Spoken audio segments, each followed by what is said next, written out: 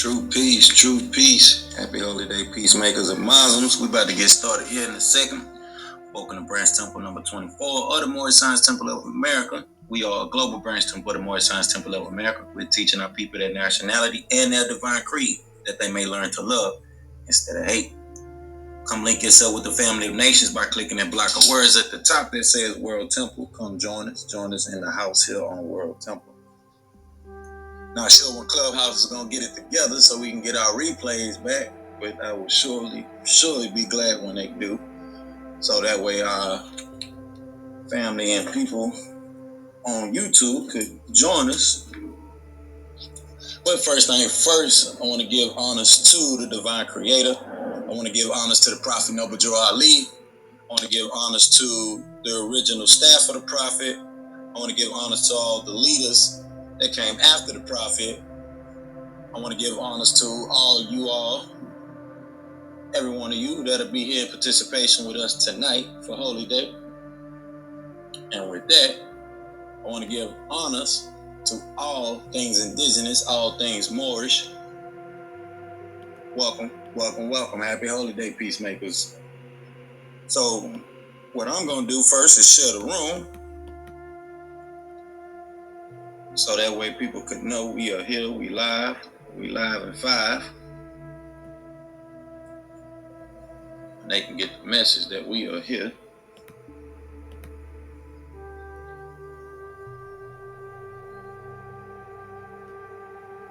And they can join us.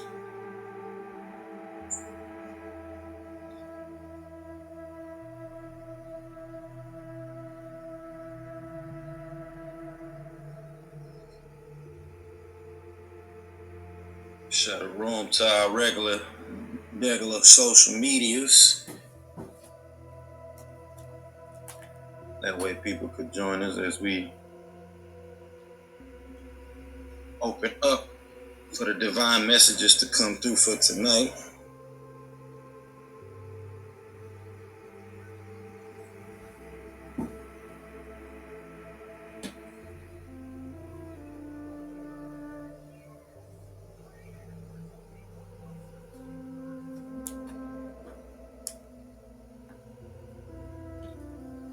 All right. Got one more share I'm going to do here. Then we're going to jump right into our divine supplication. Get started with that. We'll be on and jumping for tonight.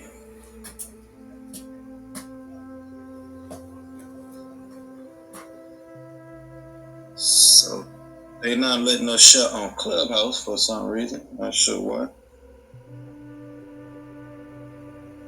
I need to bring that back.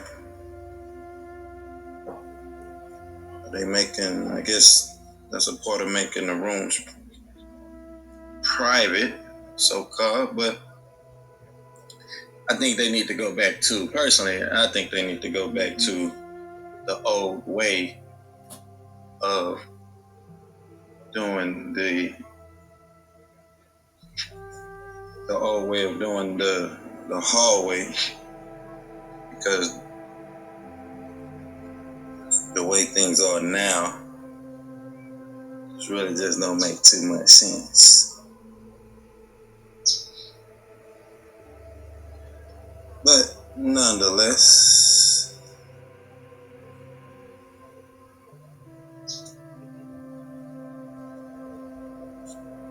we gonna get it started here tonight. So first thing first, let's get right into our divine supplication, y'all. Let's go ahead and do it.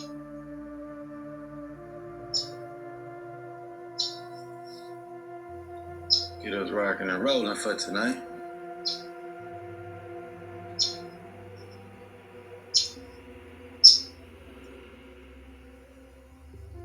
Got the birds talking to me, the birdie birds. All right. Y'all know how we do. Begin all prayers and thinking by first using the all.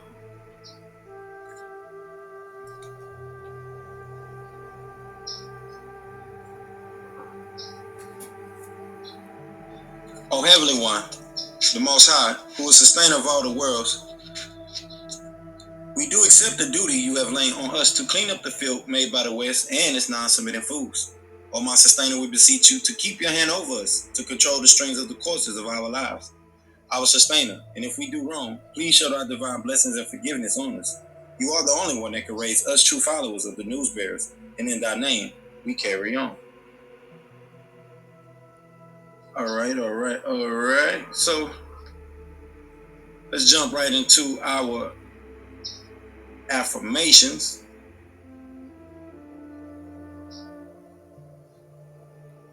Now let's open up with our affirmations.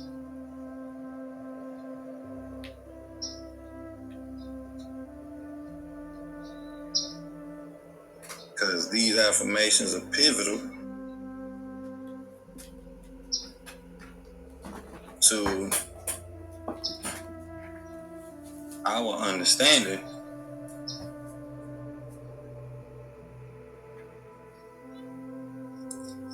right in my face. I'll just pass them on up. All right, and these affirmations are called what we accept as fact, the daily affirmation of loyalty of the children of the Elohim. And as it states, we accept as fact the eternal laws of nature as revealed through science, past events, logic, and common sense, revealed as right knowledge, wisdom, and understanding. We accept as fact the highest laws of nature is the cooperation and harmony of all living things. We accept as fact our way of life as a means to the best end. We accept as fact that loyalty is the greatest of all honors and treason is the worst of all crimes. We accept this fact that what is good for the Holy Tabernacle is the highest virtue, and what is bad for the Holy Tabernacle is the ultimate evil. We accept this fact that the Holy Tabernacle is the finest and noblest organization for all humanity, created by circumstances, and the ancient and mystic order of Melchizedek is the noblest of fraternities on and above this planet. We accept this fact that creativity, love, and cooperation are the essence of success. We accept this fact that truth and facts are always and has always been the originator and creator of all success. We accept this fact that all worthwhile cultures and civilizations came about from the ancient Sumerians and Kamite Egyptians and the Anunnaki, or Elohims from the heavens, without which there would be none. We accept this fact that for the Holy Tabernacle to survive, expand, and advance, we need first of all a revolution of values and thoughts, which must start within each person by being truthful with themselves and about themselves. Therefore, we completely and categorically reject all myths, fictions, religions, and lies that have not been proven. That would include your heavens, your hells, your hellfire and brimstones, your horny pitchfork devils, your winged angels, and your old man God character sitting on a throne up there somewhere. We deal strictly with facts. If you can't prove it, we don't want to hear it. That doesn't mean we won't listen to you. Just don't expect us to accept your beliefs by virtue of a title such as Reverend, Pastor, Deacon, Imam, Sheik, Rabbi, Minister, Theologian, etc. That is your sensationalism, and we deal with just the facts. We accept this fact that the only true revolution is a war of good against evil, right against wrong, fairness against unfairness, loyalty against disloyalty, sincerity against insincerity, honesty against dishonesty. And this war is fought within each person among the agreeable and disagreeable Elohims that make up your willpower. We accept this fact that the unity of our community and its success will only happen with cooperation, with all involved. We accept this fact, the total unification of all humanity on the basis of truth. That is, accepting people or races for who and what they are, respecting their culture, their languages, and their beliefs, and expect the same. We accept this fact that the human race, its biological and cultural heritage is now under attack by our own morals, our self-righteousness, our desire to control industry, and these things attack the very existence of humanity. We accept this fact that males as well as females are equal in all things and should be dealt with as partners in all matters. We accept this fact that no one race of people is better than the other. In fact, no one wins through race and racism. We accept this fact that communication between different people is the cure to the ignorance that breeds the disease hate. We accept this fact that a good and well-rounded education could prevent most of the ignorance that plagues the world. We accept this fact that the all is just that, the all. You can't take from the all, you can't add to the all. We are all within the all as one. That is our concept of what you call a deity. To the fulfillment of these facts, we children of the Elohim forever pledge our lives, our sacred honor, and our spiritual zeal. All right, y'all, so we're going to open up. True Peace, Doc, I see you. Happy Holy Day. So we're going to open up next with our divine constitution and bylaws and Moorish prayer here.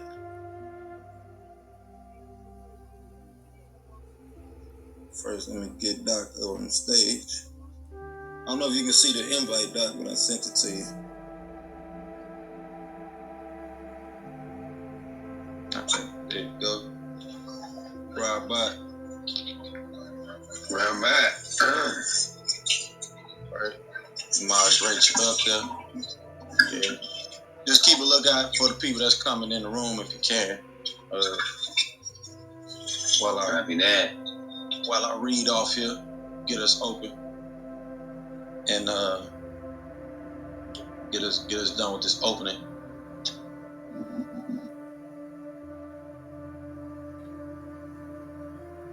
And if you like, you could chime in for the 15-minute lecture if you want to share with us before we do the sermon tonight.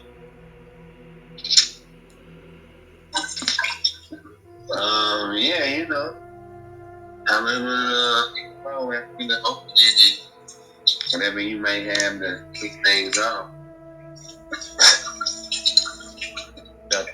Well, we gonna once I close with once I open up once I close with the opening, that's gonna be the close.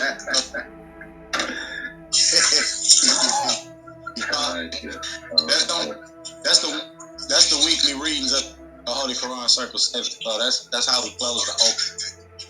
But right now I'm about to go into the divine constitution and bylaws and Moorish prayer. So first we're gonna start off with this prayer, y'all, and then we're gonna go over and recite the divine constitution and bylaws. So y'all know how it go: 2 fingers up, 5 fingers up, facing the east, feet at a 45-degree angle. Allah, the Father of the universe, the Father of love, truth, peace, freedom, and justice. Allah is my protector, my guide, and my salvation, by night and by day, through His holy prophet, Noble Drew Ali. Amen. With that, we're going to jump right into the divine constitution and bylaws, y'all. Islam. And as they state, Act 1, the Grand Sheik and the chairman of the Moorish Science Temple of America is empowered to make law and enforce laws with the assistance of the Prophet and the Grand Body of the Moorish Science Temple of America. The Assistant Grand Sheik is to assist the Grand Sheik in all affairs if he lives according to love, truth, peace, freedom, and justice, and it is known before the members of the Moorish Science Temple of America. Act 2. All meetings are to be open and closed promptly according to the Circle 7 and love, truth, peace, freedom, and justice. Friday is our holy day of rest because on a Friday the first man was formed in flesh, and on a Friday the first man departed out of flesh and ascended unto his Father God Allah. For that cause, Friday is the holy day for all Muslims all over the world. Act 3. Love, true peace, freedom, and justice must be proclaimed and practiced by all members of the Moorish Science Temple of America. No member is to put in danger or accuse falsely his brother or sister, or on any occasion at all they may harm his brother or sister, because Allah is love. Act 4. All members must preserve these holy and divine laws, and all members must obey the laws of the government, because by being a Moorish American, you are a part and parcel of the government and must live the life accordingly. Act 5. This organization of the Moorish Science Temple of America is not to cause any confusion or to overthrow the laws and constitution of the said government, but to obey hereby. Act 6. With us, all members must proclaim their nationality, and we are teaching our people their nationality and their divine creed, that they may know that they are part and parcel of this said government, and know that they are not Negroes, colored folks, black people, or Ethiopians, because these names were given to slaves by slaveholders in 1779 and lasted until 1865 during the time of slavery. But this is a new era of time now, and all men now must proclaim their free national name to be recognized by the government in which they live and the nations of the earth. This is the reason why Allah, the great God of the universe, ordained Noble Drew Ali the Prophet to redeem his people from their sinful ways. The Moorish Americans are the descendants of the ancient Moabites who inhabited the northwestern and southwestern shores of Africa. Act 7. All members must promptly attend their meetings and become part and parcel of all uplifting acts of the Moorish Science Temple of America. Members must pay their dues and keep in line with all necessities of the Moorish Science Temple of America. Then you are entitled to the name of faithful. Husband, you must support your wife and children. Wife, you must obey your husband and take care of your children and look after the duties of your household. Sons and daughters must obey father and mother and be industrious and become a part of the uplifting of humanity. All Moorish Americans must keep their hearts and minds pure with love and their bodies clean with water. This divine covenant is from your holy prophet, Noble Drew Ali, through the guidance of his Father God Allah. All right, y'all. So y'all know how we do here every week. We open up with our weekly readings. True Peace, Brother Jonathan. I see you down there. Bring you up. Happy Holy Day. Then we're going to have us a good one this week. I'm going to mod you up so you can make sure those who want to come on stage is a member of the house, a member of the temple, officially. And we're going to get to our weekly readings, opening up with the Holy Qur'an Circle 7. So if you got a copy, you want to go ahead and read along with me. We're going to start off with chapter 25. Idris, y'all, he got the drop though. He got the master teacher's version of the Holy Qur'an over there. You be holding that thing up loud and proud. Master Teacher did a good job on putting it together because we have a lot of copies of the Holy Qur'an Circle 7 that I want to say just piece together in good faith. More is trying to do the best that they can with what they have.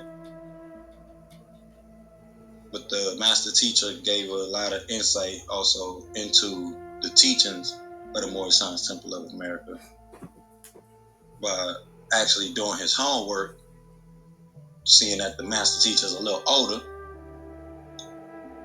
and got to be around a lot of the Moors that was around when the Prophet was still alive. You said chapter 25? Yeah, chapter 25. Okay. Yeah, we kick it off every week here with chapter 25. Which, as I say here every week, dog, this is the precursor for all intense behaviors and any actions that are done as Moorish people, as indigenous people, as Moorish people especially. So, with that, as it states, ye are the children of one father, provided for by his care, and the breast of one mother had given you suck. That the bonds of affection, therefore, unite thee with thy brothers, that peace and happiness may dwell in thy father's house. And when ye separate in the world, remember the relation that bindeth you to love and unity, and prefer not a stranger before thy own blood. If thy brothers in adversity, assist him. If thy sisters in trouble, forsake her not. So shall the fortunes of thy father contribute to the support of his whole race, and his care be continued to you all in your love to each other. So I want to point out some key things right here because, like I said, this is the precursor for all actions, intents, and behaviors for indigenous peoples, Moorish peoples, especially out of those indigenous peoples. And Moorish and compound with indigenous just means the melanated, the dark ones, whatever definition they want to give to the word Moor. Or you can say the original, because you have the Aboriginal, who are the descendants of the original beings, indigenous beings of this planet, or native, as they like to say. And I want to go back to something that was stated in the Divine Constitution real quick, because if we missing this point heavily, we got to wake these people up with this, because Act 6 clearly states, with us, all members must proclaim their nationality, and we're teaching our people their nationality and their divine creed, that they may know that they are a part and parcel of this said government, and know that they are not Negroes, colored folks, black people, or Ethiopians, because these names were given to slaves by slaveholders in 1779 and lasted until 1865 during the time of slavery. But this is a new era of time now, and all men now must proclaim their free national name to be recognized by the government in which they live and the nations of the earth. This is the reason why Allah, the great God of the universe, ordained Abdul Jawali the prophet to redeem his people from their sinful ways. So we're clearly have it stated in the bylaws that this has to do with the indigenous people. that our people must proclaim their nationality. Proclaim, not in the sense of going out and, shouting it loud and proud and being boisterous in someone's face, but proclaiming it by your actions, your behaviors, and your intent. So this is why I'm saying first and foremost, with it aligning up with chapter 25 and our actions between our brothers and our sisters. Because these names, Negro, colored folks, black people, Ethiopians, even the word Indian, these are names that was given to us during this time of the slave era, slave trade, which began way before that, but the slave era and trade, slave trade era in America. And you had slavery going on before that, of course, but also at the same time, before this actual kidnapping, it really wasn't called slavery. So you don't have this concept of being a slave roll around until, you follow what I'm saying? Until the 1400s, after the 1400s, 1500s. Right. Because the whole time you see him, what's coming in my head is indentured servants, indentured servitude. Yeah, that's been around. So, and we've mentioned this on many other sermons, so you guys could go to YouTube or scroll down here on Clubhouse. I'm not sure if they have those old lectures. If they don't, y'all got to catch those old lectures now on YouTube. So that's why we preserve what we do here on Clubhouse, and we make sure we shift it over and put that over toward YouTube, so that way people could go back, way back, if they got to go back years and put the record on of what was being stated to verify what, if they need to verify what we're saying here. So let's go ahead and jump to chapter 47 and 48, because I want to touch on that and, make that point real clear. That, the prophet was making it clear that this has to do with whatever tribe you are a part of in America, and these titles and these names that they're giving you. By law, we are the Moorish indigenous peoples. We are those original people, which includes those Aboriginal people, or those that they classify, as Aboriginal people, or those of the Aboriginal people as well. But nonetheless, this is describing all of us, all of our tribes, etc., even having the fact that even Montezuma was referred to as a Moorish king, and other things that were documented going all the way back to the 1800s. So let's jump to chapter 4. With that, let's jump to chapter 47 and 48, y'all. You know what was pretty fresh, right quick before you go in, was when I opened up the Holy Qur'an Circle 7, my bookmark was already in chapter 25 at the beginning of it. So I was there, right? So then I grabbed my bookmark, opened up to the book. I opened up to that area, and I'm like, man, I'm already prepared at chapter 25. So then, you don't want to park there, right? You just got to park on the road. And then, I just grabbed it out of there and opened up the book and put it somewhere in the back. Coincidentally, I put it in chapter 47. That's spirit, bro. Not even knowing you was about to go in there like that. Yeah, that's not okay.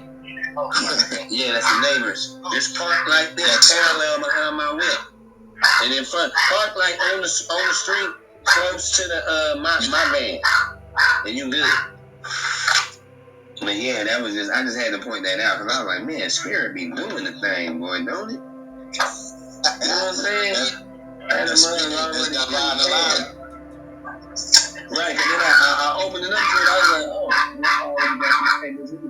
hey, you ain't gonna talk about. Hush your mouth. That's a dog. You in here making noise. Yeah, that's my little walker, man. Let me mute my side right quick so you can hear me.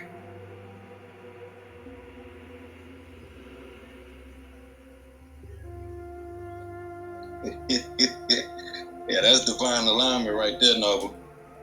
That's spirit in action. That's spirit in action. Oh, you muted out. Okay, so we're gonna jump into chapter 47, 48, y'all. And you see how things already taking off in the form of spirit just moving the work that we do here. We say this every week. We don't plan this. This is not pre-planned programming or anything like that. That's just how things move when you come together during that opening of that mental reservoir and the time. So with that, let's jump into chapter 47 to chapter 48. Chapter 47 is called Egypt, the capital empire of the dominion of Africa. And it states and reads, the inhabitants of Africa are the descendants of the ancient Canaanites from the land of Canaan. Old man Cush and his family are the first inhabitants of Africa who came from the land of Canaan. His father Ham and his family were second. Then came the word Ethiopia, which means the demarcation line of the dominion of Amexem, the first true and divine name of Africa. The dividing of the land between the father and the son. The dominion of Cush, northeast and southeast Africa, and northwest and southwest was his father's dominion of Africa. In later years, many of their brethren from Asia and the Holy Lands joined them. The Moabites from the land of Moab, who received permission from the pharaohs of Egypt to settle and inhabit northwest Africa. They were the founders and are the true possessors of the present Moroccan Empire, with their Canaanite, Hittite, and Amorite brethren, who sovereign from the land of Canaan seeking new homes. Their dominion and habitation extended from northeast and southwest Africa, across Great Atlantis, even unto the present North, South, and Central America, and also Mexico and the Atlantis Islands, before the great earthquake which caused the Great Atlantic Ocean. The river Nile was dredged and made by the ancient pharaohs of Egypt in order to trade with the surrounding kingdoms. Also, the Niger River was dredged by the great pharaoh of Egypt in those ancient days for trade, and it extends eastward from the river Nile westward across the Great Atlantic. It was used for trade and transportation. According to all true and divine records of the human race, there is no Negro, black, or colored race attached to the human family, because all the inhabitants of Africa were and are of the human race, descendants of the ancient Canaanite nation from the Holy Land of Canaan. What your ancient forefathers were, you are today without doubt or contradiction. There is no one who is able to change man from the descendant nature of his forefathers, unless his power extends beyond the great universal creator Allah himself. These holy and divine laws are from the prophet Noble Ali, the founder of the Uniting of the Moorish Temple of America. These laws are to be strictly preserved by the members of all the temples of the Moorish Temple of America, that they will learn to open their meeting and guide it according to the principles of love, truth, peace, freedom, and justice. Every subordinate temple of the Grand Major Temple was to form under the covenant of love, truth, peace, freedom, and justice, and to create their own laws and customs in conjunction with the laws of the Holy Prophet and the Grand Temple. I, the Prophet Noble Ali, sent by the great God Allah, warn all Asiatics of America to repent from their sinful ways before that great and awful day that is sure to come. The time has come when every nation must worship under its own vine and fig tree, and every tongue must confess its own. Through sin and disobedience, every nation has suffered slavery due to the fact that they honor not the creed and principles of their forefathers. That is why the nationality of the Moors was taken away from them in 1774, and the word Negro, black and colored, was given to the Asiatics of America who were of Moorish descent, because they honored not the principles of their mother and father, and straight after the gods of Europe, of whom they knew nothing. So we're going to unpack that just a little bit here before we jump into chapter 48. But this is clearly, again, talking about those nations, those tribes of people, those tribal nations of people, and our nationality as Moorish, as a global polity. Globally, we are the polity of the Moorish people. The polity of the Moorish people. Especially with us speaking English, and with us also thinking that English is a language that belongs to non-indigenous peoples, when in actuality, if you look at the tree of the languages, linguistically, that language is a part of the tree of the Semitic languages, as well as Greeks, the Greeks language. That language is a part of the tree of the languages that come out of Urdu. Urdu is coming from your ancient Indians, your ancient Hindustan, your ancient Kushtans. So you had in this Kush Valley that stretched from all the way to ancient India, all the way back over here to ancient America in what they called Atlantis. So we steady seeing the connection between all of these different vast estates of Indian tribes, or what they call American Indian tribes today, which, like I say, is that's just equivalent to us calling ourselves American Negro or African American, whatever term they're gonna come up with later, right? And it's more proper to say natives of America, as we understand, because we are the natives. But also, given the fact that America itself as a continent was connected to what is classified as Europe today. And Europe is actually a part of Asia, if you look at that. So if we take into account that when Europe became known as Europe to the pale skins, as some more like to refer to them as, or the lepers, or those that are descendants of Canaan, right? This is coming from the fact that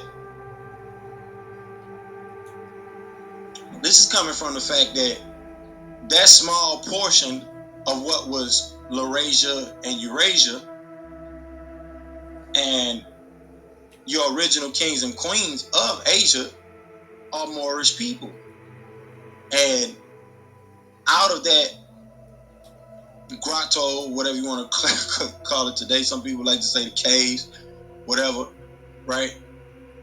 Out of those particular sectors of caves came the more palish skin tone, if you want to equate it to that. But when we actually look into the actual real records of things, we know that the albino originated also out of Africa, as well as from extraterrestrial involvement.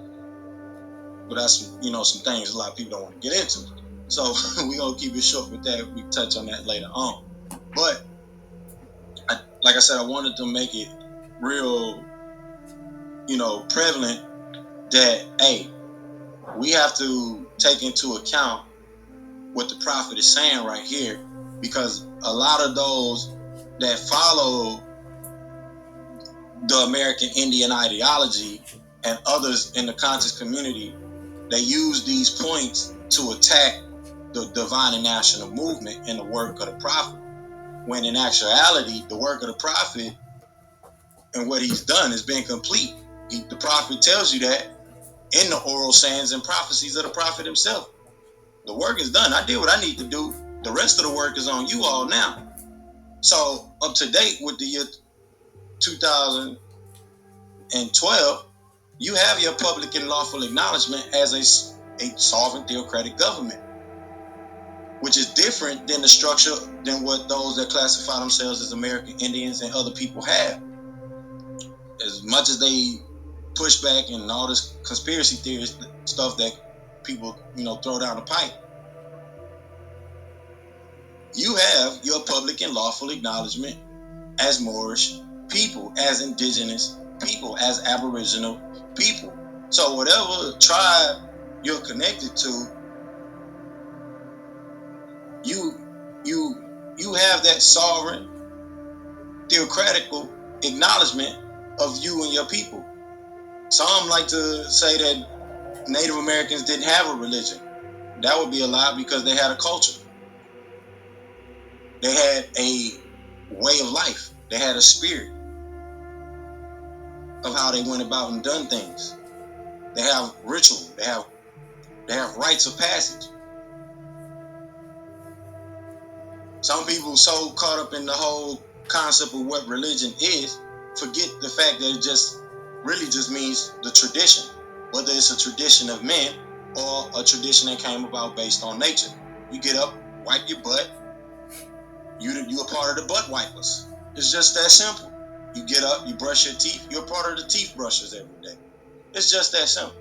You might not call it that. You might not acknowledge it as such, but that's what that is. So, with that understanding, we're gonna jump into chapter 47, which is called the end of time and the fulfilling of the prophecies, which is basically what I left off with. What I'm getting at. Pardon the body. Correction. That's chapter 48. I'm sorry. Yes, sir. Yes, sir. We just read chapter 47. Got you. Thank you, no. So we're going to jump into chapter 48, called the end of time and the fulfilling of the prophecies. And we'll be here at the closing of the opening. So, as it states and it reads, the last prophet in these days is noble Joali, who was prepared divinely in due time by Allah to redeem men from their sinful ways, and to warn them of the great wrath which is sure to come upon the earth.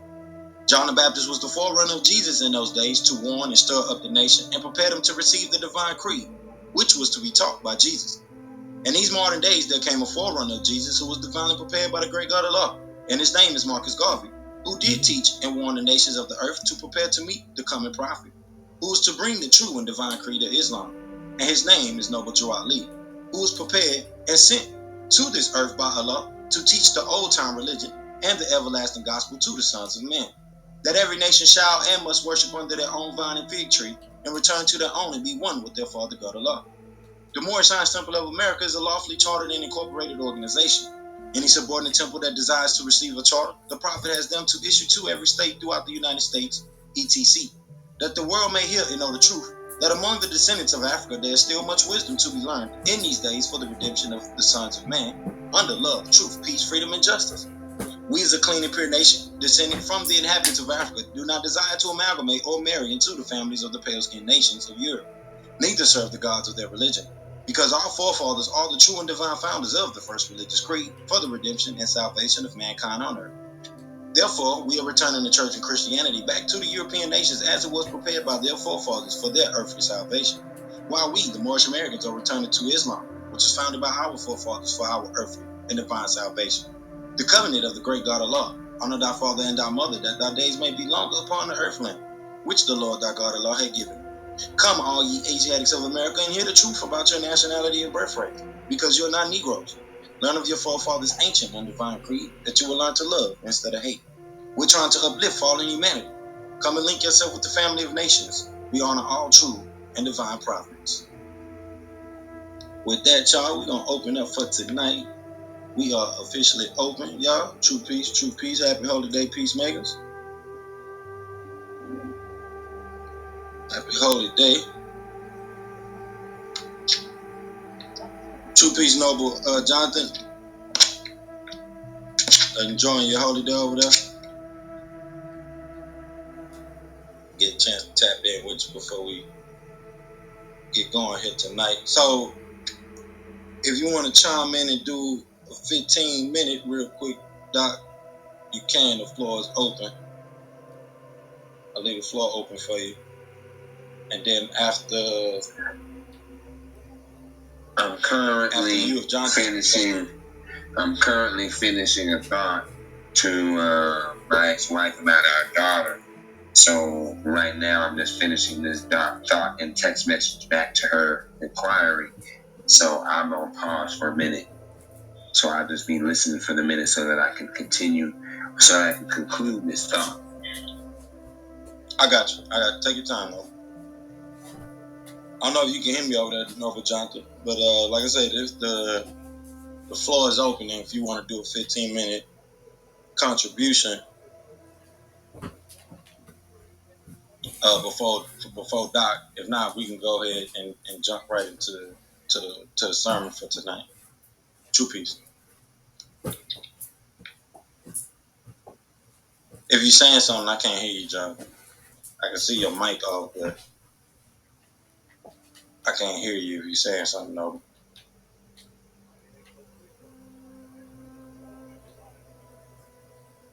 Yeah, you might have to leave out, come back in. If you got your Bluetooth, make sure your Bluetooth is off.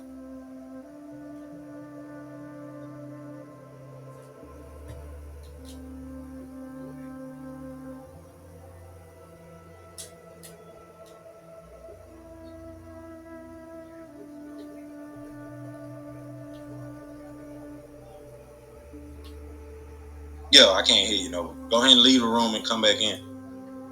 Okay, there you go.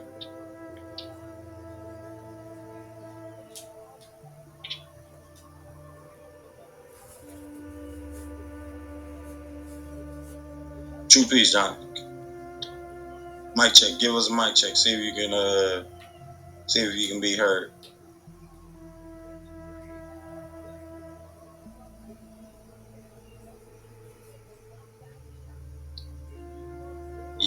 If you say something, you're not coming through. Check your phone audio. If you got your Bluetooth off, make sure you turn your Bluetooth off. And check your phone audio. If you got any other apps up, close all your other apps. You want to make sure your other apps is closed too, because they can block your audio.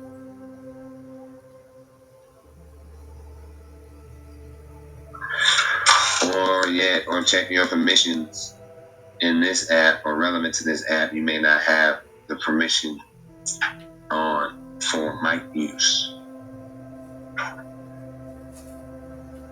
Yeah, they got a lot of updates going on. I ain't even put the background music on. We usually have that meditation. So,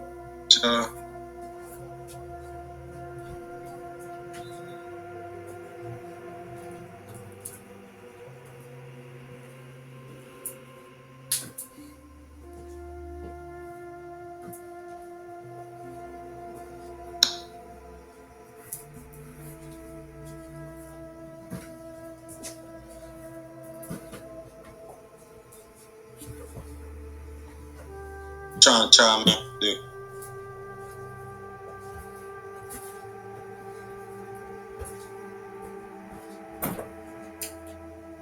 Yeah, I'm still nothing. Yeah, you might have another app open. Like if you got your Facebook Messenger open, you might have to close that. Any other app that you got open, probably blocking your audio.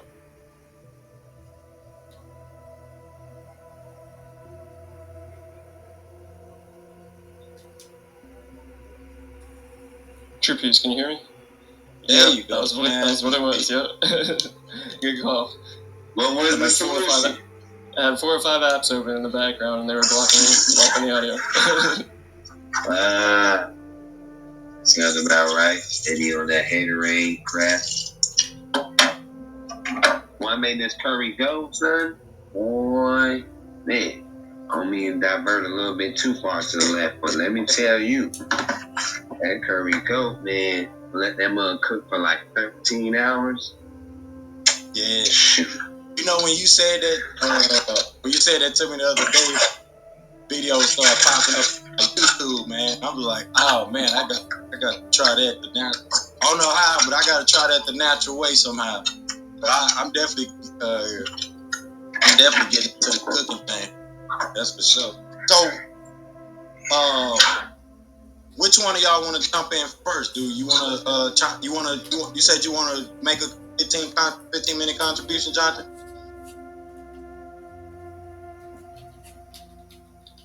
I really wish I could. My Fridays aren't still stable. I'm still kind of in between worlds, so to speak. But I'm here to listen. Definitely would like to, align the whole natural side of things and the histories. So I'm here for this meeting and looking forward to the economics section. So, but yeah, I've been sharing this to my pops too, and I think he's kind of perking his ears towards all this. But it's not necessarily, I think there's a lot of elders who have been educated a certain way, and that's all over the world. And so, yeah, there needs to be some form of alignments. But yeah, I'm here to listen more than anything, and doing my best to moderate the room. Peace. Gotcha. Well, it's open. Like I said, it's always open for you to make a contribution. It don't have to exactly be 15 minutes, y'all, but we want to make sure like we keep it to 15 minutes at max, because we is on the time frame. We've been kind of leaving late past couple weeks, but we want to make sure we open and we close promptly. So, Doc, I don't know if you're free of thought now, but Floor's open. But so something that's been in my recent studies of awareness is, you know, our biomagnetic relationship with the Earth's geomagnetic vibes. You know what I mean? There's a dude on YouTube who I watch frequently who's a geophysicist. This is physicist. Yeah, you know the word. His name is Stephen Burns. Stefan Burns, like ow, it burns. You know what I'm saying?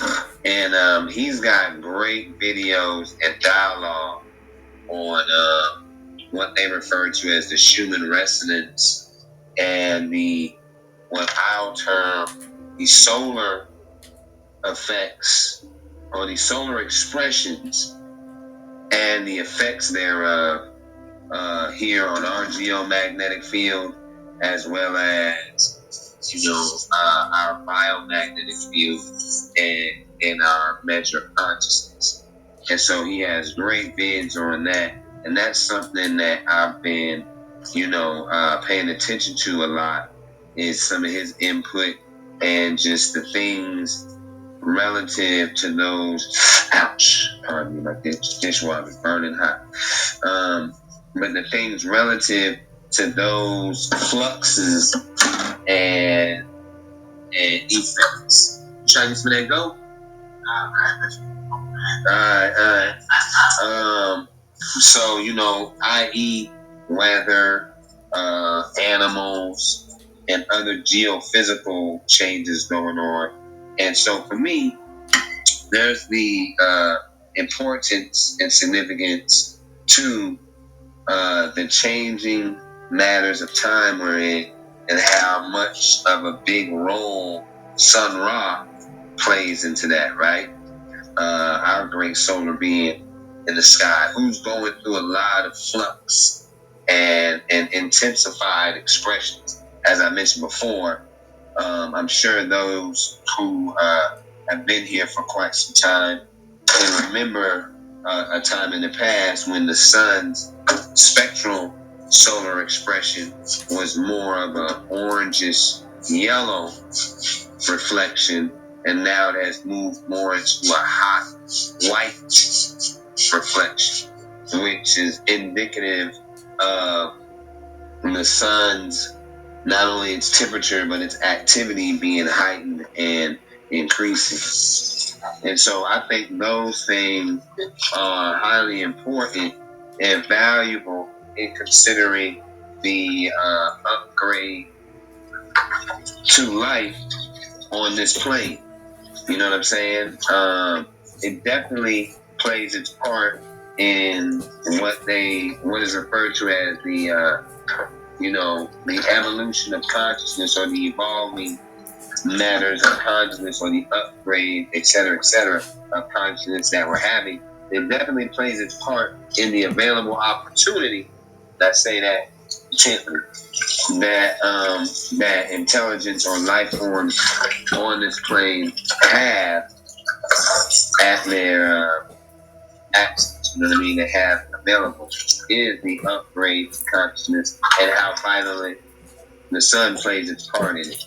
For those who are working in tune, utilizing the various spiritualities and teachings and tools that one may ascribe to, grounding, earthing, you know what I'm saying, crystal therapies, and et cetera, then, you know, it'll definitely be in your favor to receive of the benefits of those upgrades that are relevantly abundantly available. You know what I'm saying? And for those who don't, you know, like they say religiously, you will just fall to the wayside and, you know, be a victim of the circumstance. So yeah, that's kind of my sharing, and my encouragement is that awareness. While we're moving along this, we'll say, this path of change, this shift of power, you know what I mean? These so-called crafts that they're seeing, and I say that intently as well, because I mean, you got to discern between the deception with technology and imagery and the actualization of a craft. You know what I mean? Unless if you haven't had the personal experience to where you can discern, yeah, that's a craft, or nah, that's some of that craft, then you know it can be a little challenging there. But definitely be aware, get in tune with Mother Earth's changes, be absorbing both the daytime energies from Sun Ra and the shadow period energies of Kingu or the moon, you know what I'm saying, and stars. And yeah, man, that's where I'm at. Peace.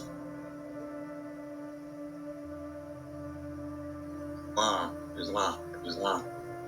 Thank you for that contribution. Like I say, it's open here every week. Y'all to make a contribution and trying to help you get your exercise on how lectures are done just in general. Because like I mentioned to you in private, Doc, the work that's being done by adepts and members of the Moorish Science Temple of America today, and the way our structure is set up, we should have that outlet for the content that's being produced and making record of that content that's being produced and put that to use. The prophet said he needed finance and he needed finance badly. So there's nothing wrong with monetizing the content. You have your TD Jakes, you have your other prominent, well-known leaders. Like the prophet say, some of the best Moors are still in the church doing work and building their congregation.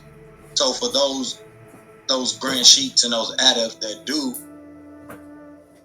have a good well amount of people in the congregation, in the temple, they should be put into use these simple forms of monetization and bringing finance into the temple and doing it with those that are adding content regularly, as they already are in the temple. Because you have those speakers come up, and we have to big up those speakers, big up those contributors of that content. So it allows for that exercising of people, people such as yourself who do see themselves as being a speaker, a public speaker, or a lecturer perhaps, and we do it in a creative manner, but you also get that law of compensation naturally just by being in contribution. So like I said, we appreciate that, Noble Islam, and hope many more to come.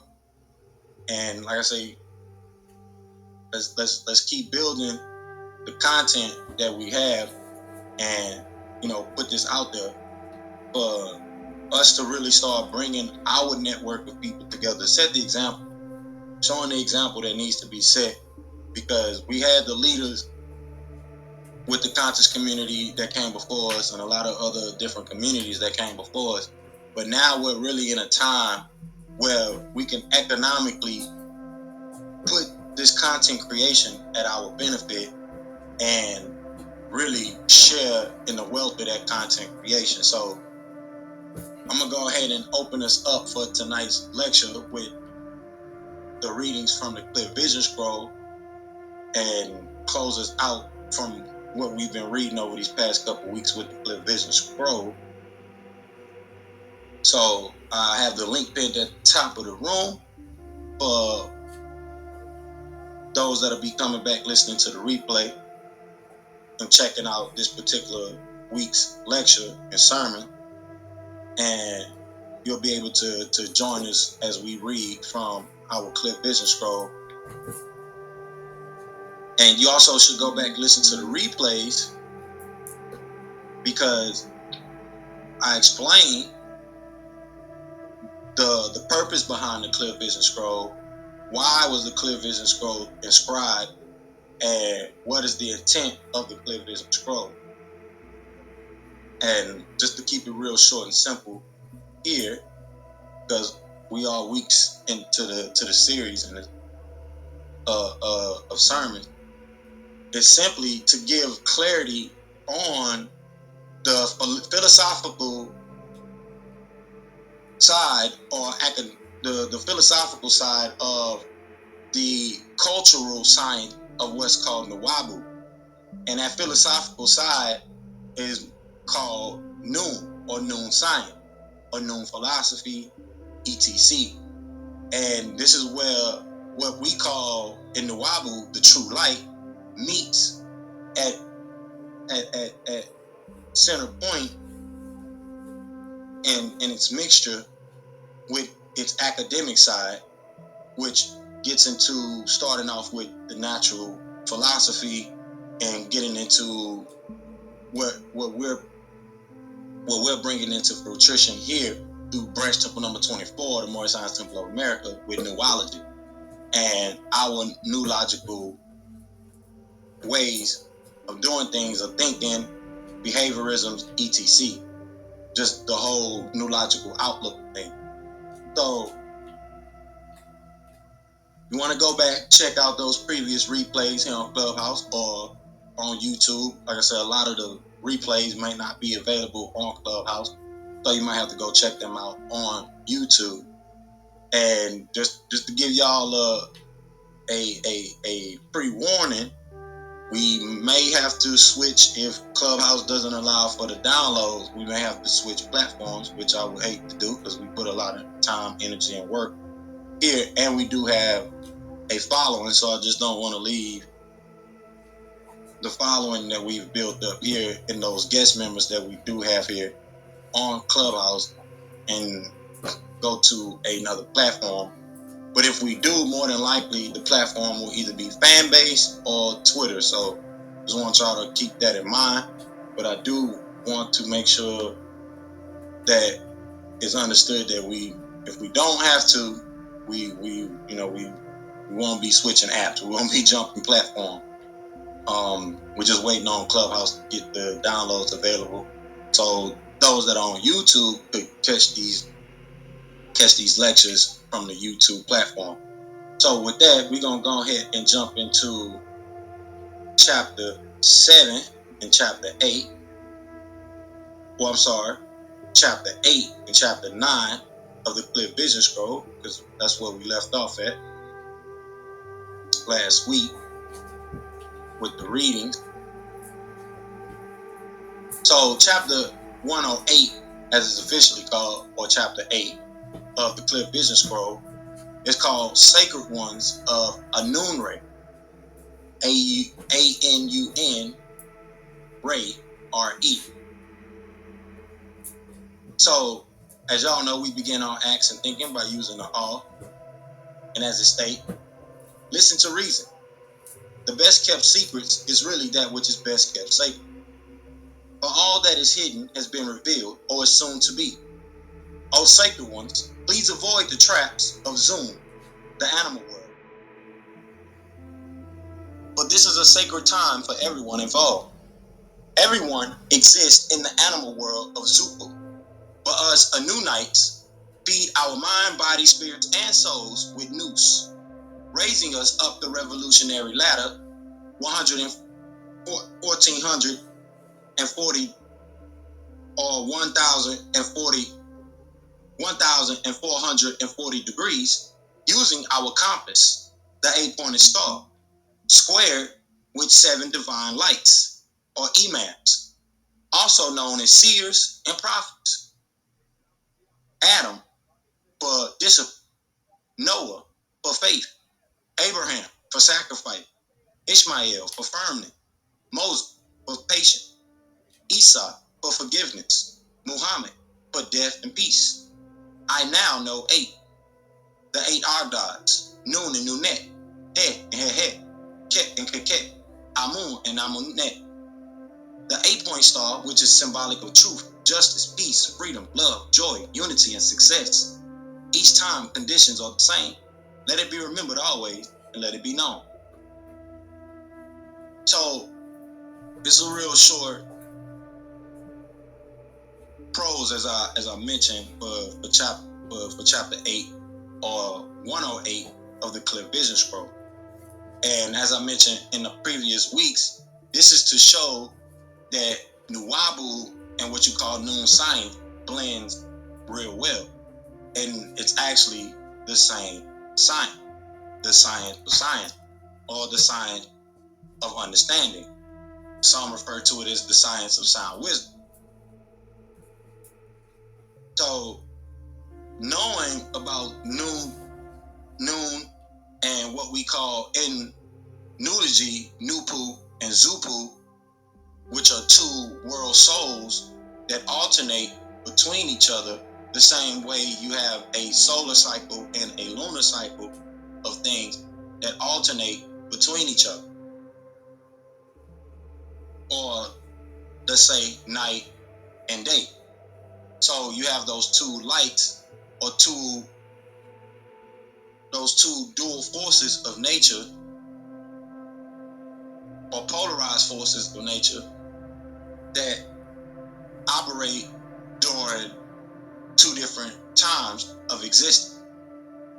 And so now we're in the cycle of what we call Zupu, or the animal world, where all worlds throughout the solar system and the universe, the sun verses, the multiverses, the luniverses, are operating on the animal logic, or what they call logos. And logos would actually be the Zupu, and Nous would be rendered as the spirit world, the ethereal world, or the time when ether is more potent and we're living in that particular phase of nature, cycle of nature. So we're going to jump to chapter 9, which is the last chapter. We're going to close it out with chapter 9. Close the series out with chapter 9, which is called Creations of Hu, H.U, which is another tone that helps you connect with the divine. And it's similar to the which is just spelled backwards, and the way its rendering is in Sanskrit. So, as y'all know, we begin our prayers and thinking by using the and as it states, listen to reason. In Nuwabu, noon opposite, you learn there are 3 creational periods: primary, territory, and ghostational. Each one headed by the creative force of will, Hu, H-U, Hu. The humanoid form was chosen as that which is best suited for supreme physical existence and life. The nature of humans by nature, human beings were originally created from the rulers to be submitted to, but born to submit. And if he submits to the intellect that was created by the Anunnaki, Elohim, and brought by the pen, human beings will end up in a state of peace, which is the light that is in the being, which is the human part, which represent the physical composition, which is a part of things that happen on this side of life. And once it returns to the earth from which it is taken, it is at peace, as it becomes a part of the chain of life. However, if human beings reject the intellect that the Anunnaki Elohim taught, human beings will end up in the fire. Thus, their physical composition will not naturally decompose, but be burnt. The nature of the Anunnaki Elohim by nature, both the agreeable Anunnaki Elohim and the disagreeable Anunnaki Elohim, came from the same intellect by way of the creation and the pen of Anu Elion El, most glorified and exalted. Mikael is the highest Anunnaki, and he is known also as Munir, which is one who is enlightened, or an Elu, meaning deity. Cadman also had intellectual power, and this gave him the ability to say no. You too, as an Anunnaki of the planet Earth, have the ability to say yes or no. But the Anunnaki of Malakut did not have that power to decide until it was given them. By nature, everything is peaceful, because by nature, everything surrendered. When a child is born into the world of Nasut, the first thing he says is, ah, and there is no way you can continue breathing and not say la or just Allah, the name of physical conception on the physical plane, the breath of life. But the true essence goes beyond that. As you walk through life, you are constantly breathing. La, la. Your heart is breathing. El, Elo, each of you as an Elo, as a group, and you are Elohim. So every second of your life, you breathe the name El Elo. The day you stop, you shall make your journey back through the star. You will need to learn how to use the fuel of Hua to propel your souls up the long path of pure light back to Malakut by calling out Yahuwah or El Yahuwah, which will be taught to you through our order of Nun, O-N, on, another name for Anu. Past the yellow-haired, pale, blue-eyed, colorless skinned Darbat with the flaming sword, and back through the east gate to Gan, which is the enclosed garden. This is the day your body dies. Who is Anu? Remember, you know a person's nature by their art. We have the forces of non-ether on our side. It is a must we utilize the full potential of our minds and creative will. If someone is to ask you, why is Natisha Natiru one may answer that there are many creators from one, 24 in number, 12 agreeable and 12 disagreeable, each designing their creation differently with different principles. We all will come together to create new cities of peace all across the Omniverse. There is nothing new under the sun. So we beings that come from another sun are here to aid in the new heaven and new earth on this planet, formerly called Tiamat. We will utilize electromagnetic medicine to heal all pitch novas and bring in our new revolutionary cycle and stage of creation. Many say Noon science and Nuwabu should not be mixed because they are completely different. Refer them to this quote here from the Nature of Nature. Listen to reason.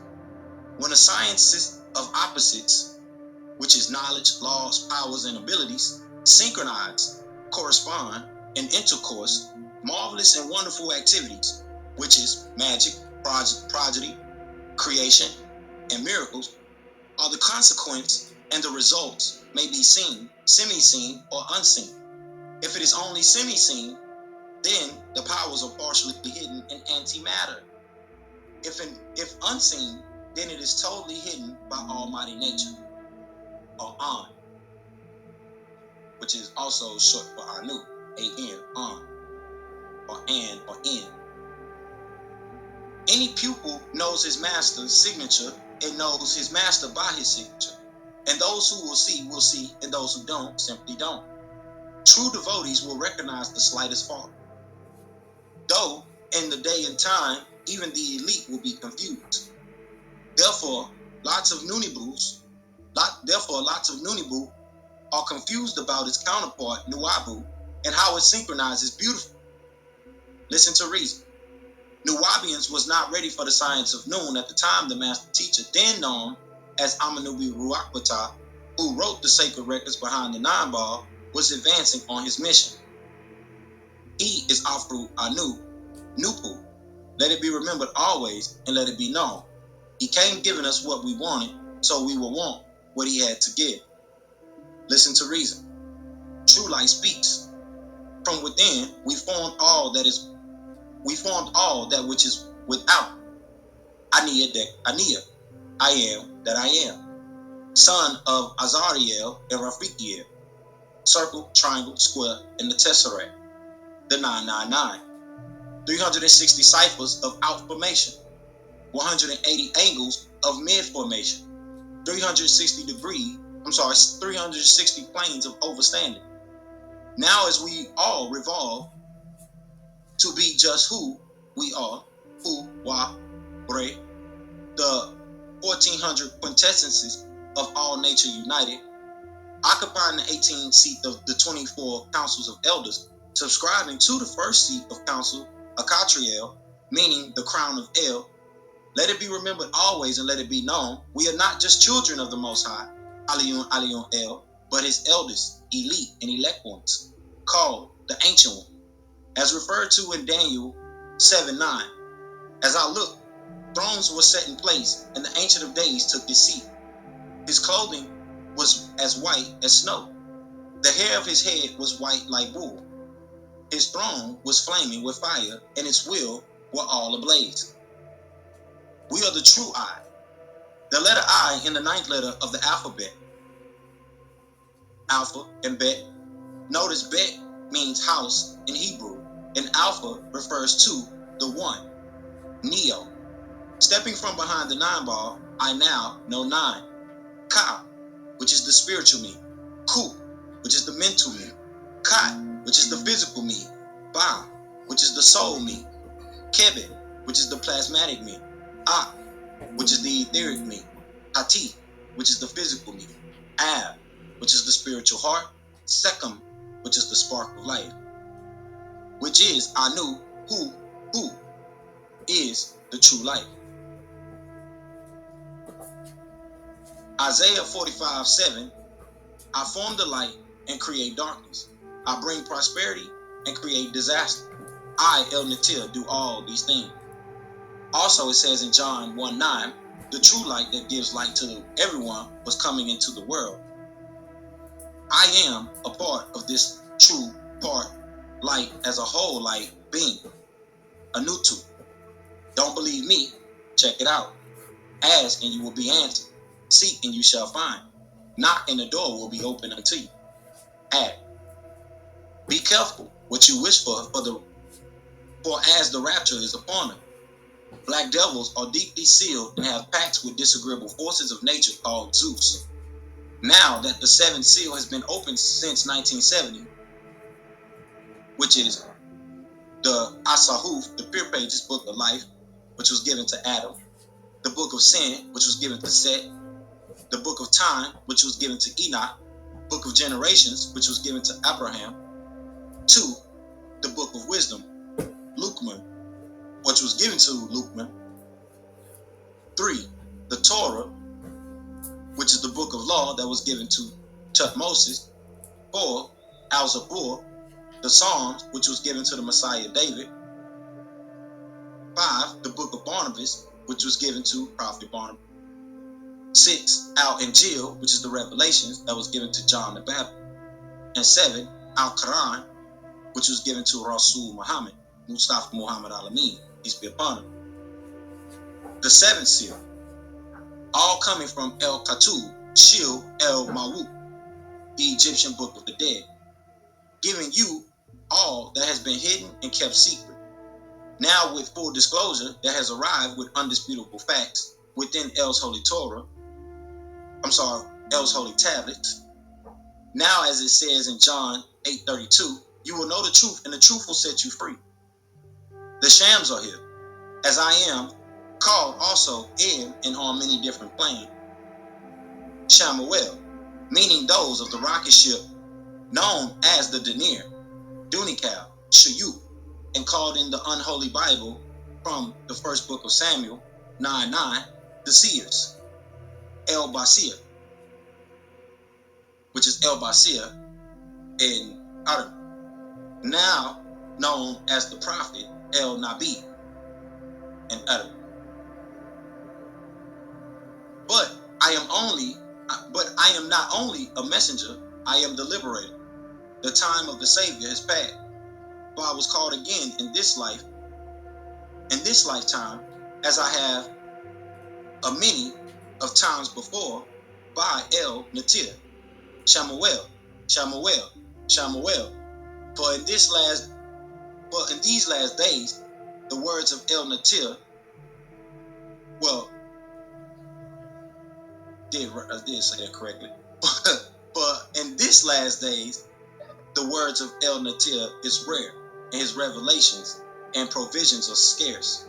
In Al-Shams, it states, "Lo, when the sun loses its light and is condensed into a ball, and when the stars are darkened, and when the mountains are moved, and when the she-camels are abandoned, and when the wild beasts are herded together, and when the seas are caused to boil and burn, and when the spirits are remated with their bodies, and when the infant girls who were buried alive are asked, for what disagreeable acts were they killed? And the pages of the scrolls representing the deeds of all Inosight are unfolded. And when the heavenly skies are pulled from its plate, and when the hell is made to ablaze, and when the enclosed garden of delight is brought near, then every spirit will know that which it has been. Then every spirit will know all that which it has presented. I do not have to swear by the orbiting stars, the running and the setting constellation, and by the shadow hour period when it darkens, and by the early daytime hour when it dissolves into the light of day. Surely it, the Qur'an, is a saying of one sent, Rasul, Muhammad in honor. He is the source of power within the essence of the throne that has firm place. He, Ahmad, is one to be obeyed, for he is faithful and trustworthy. And oh, you Inosites of Mecca, your companion Muhammad has not gone mad. He is not possessed with a jinn, Garabat. And indeed he, Ahmad, saw him, Gabriy'El, on the clear horizon. And he, the Allahum Ananaki Nusku, or Gabriy'El, is not reluctant to teach you, Muhammad, about the secrets of the unseen. And it is not a saying of the rejected Al-Shatun, the cursed, disagreeable, malevolent one. So where are you, Inosites, going? It, the Quran, is but a reminder to all the boundless Omniverse. It is for those of you who want to be on the straight path, and you, the Inosite, would not will. If the Rab, who is the sustainer of boundless Omniverse, of the boundless Omniverse, did not will it for you.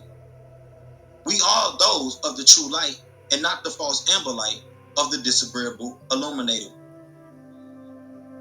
Using the Mukaba, also called Shams, with passengers of 50, headed by Murdoch, my brother, my kin, Arch Angel Gabriy'El, together 900 of us in total make up the mother plane, Nibiru, or what we call Hibiru, the planet of the crossing, the sun culture, Hebrews.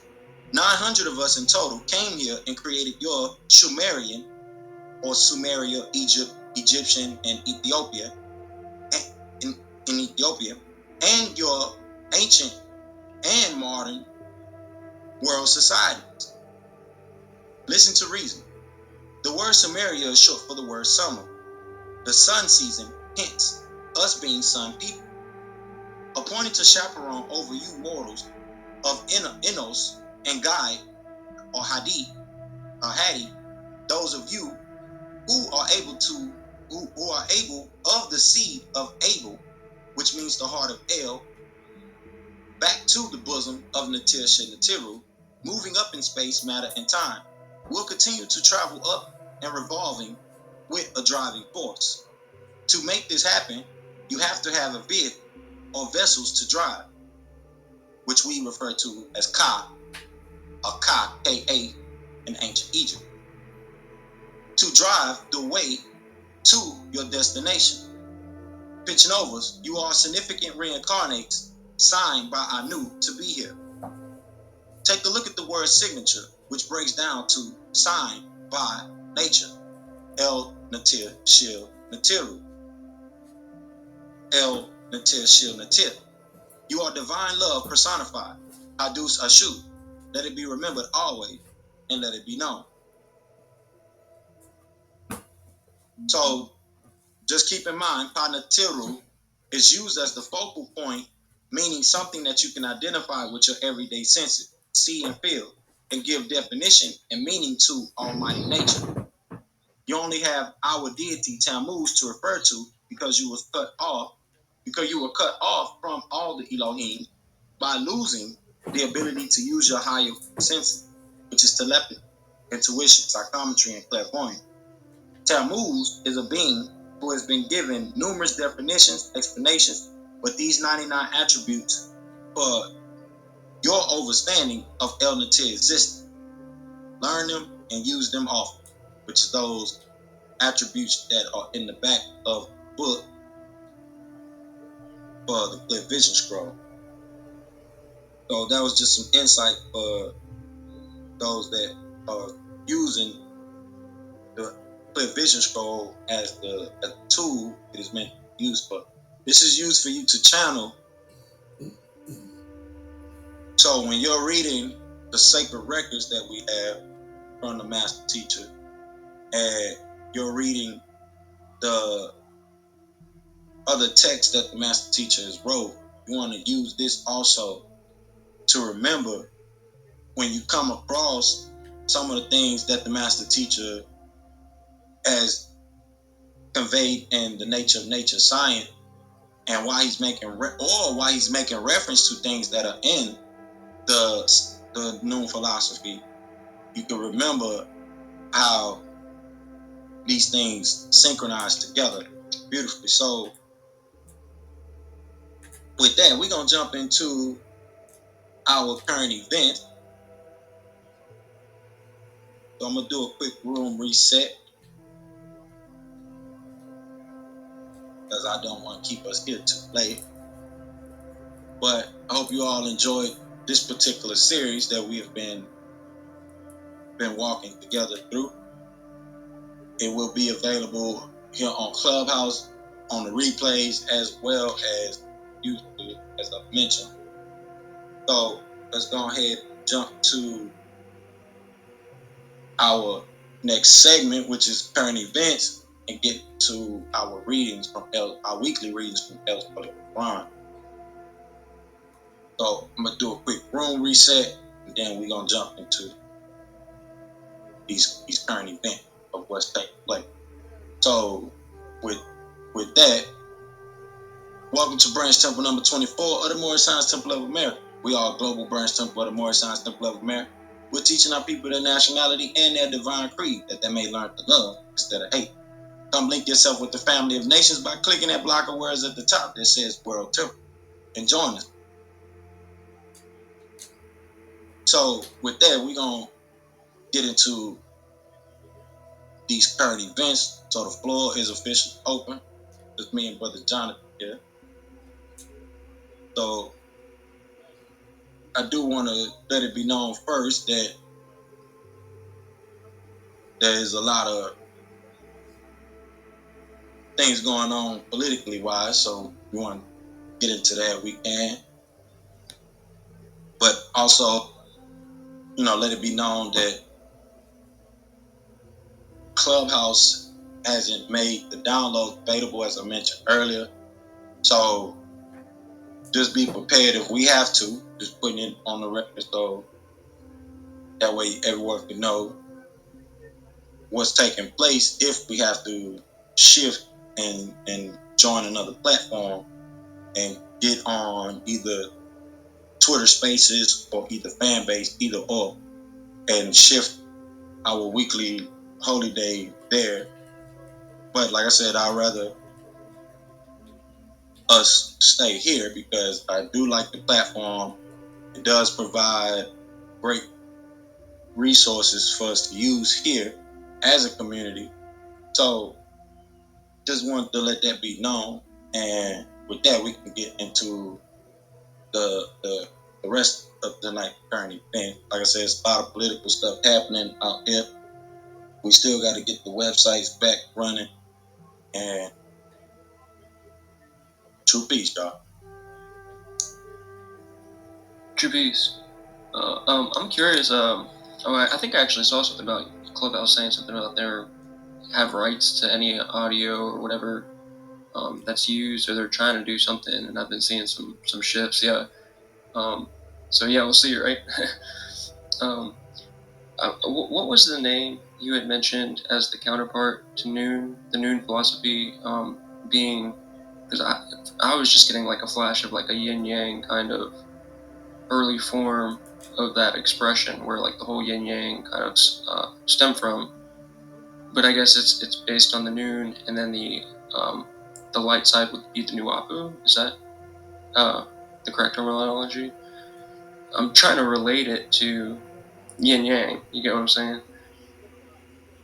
Right. So that would be noon or nous and logos. The logos. They call it the logo. I'll put the definition for that chat. So you can see what I mean.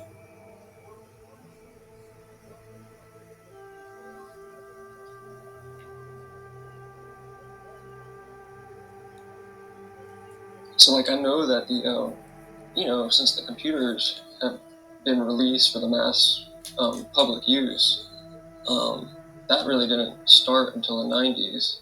But the whole military and spiritual heads had a version of the internet back in the day, and I could see a form of pre-planning, but things not necessarily being aligned quite right. Talking about the beginning of the service, talking about the preliminary stages, and then the middle stage, and then the stabilization stage. I feel like it's the middle stage right now, and things are definitely shifting, and I could see political moves definitely happening right now for sure. True piece. Yeah, you definitely point that. So this is and you actually have the meaning before they changed it in the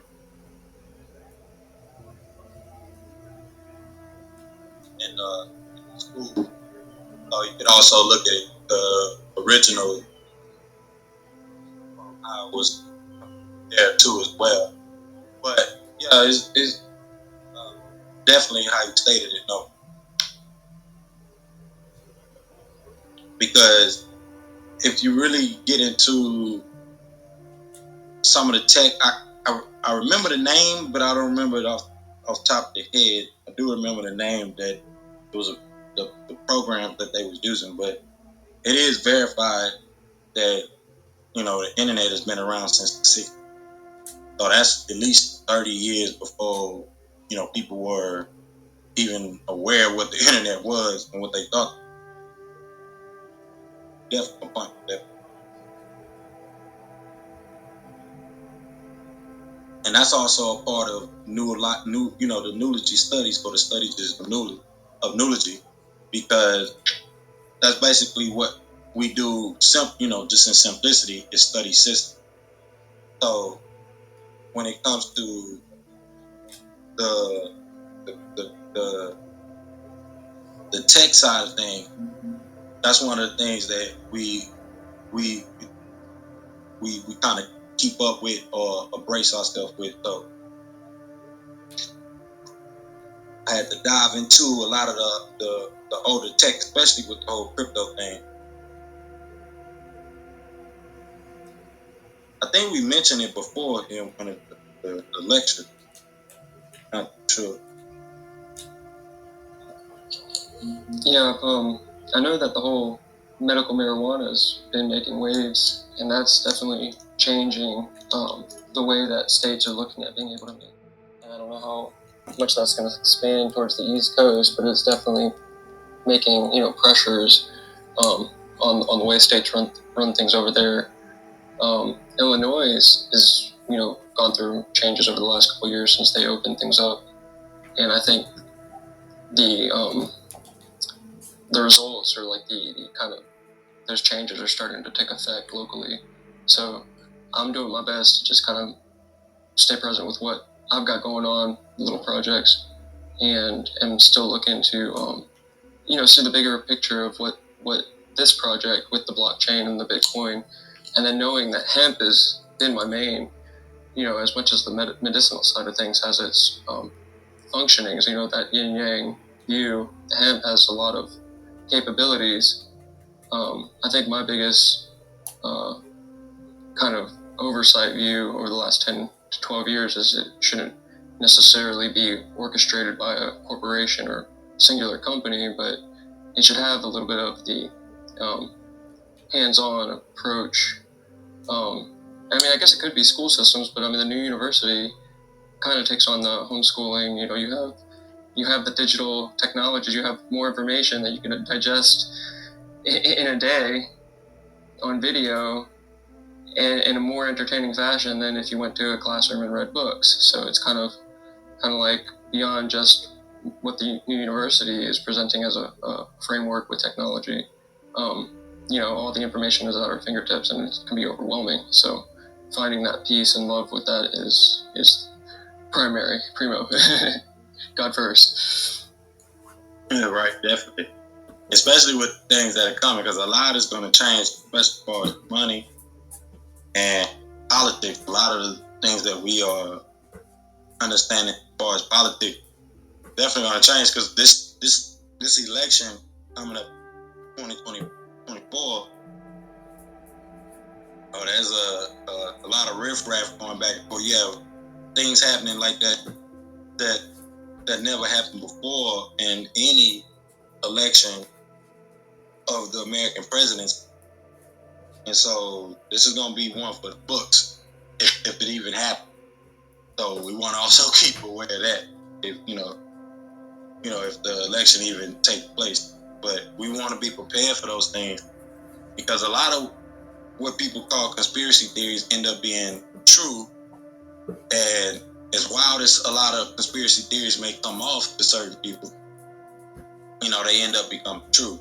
And so the thing is, we want to make sure that we are ahead of the curve, because as I mentioned before, the things that people are calling conspiracy theories today are not really conspiracy theories. They just things that have already been debunked, and people just have more access to communicate now than ever. So you have a lot of crazy narratives that get pushed, but the real conspiracy theories that were coming from at least 10 years ago, especially with the New World Order and the Illuminati and those different things, these things have been greatly proven to be true. You have president talking about deep state, talking about the Illuminati, talking about the industrial military complex and the secrets that they keep from people.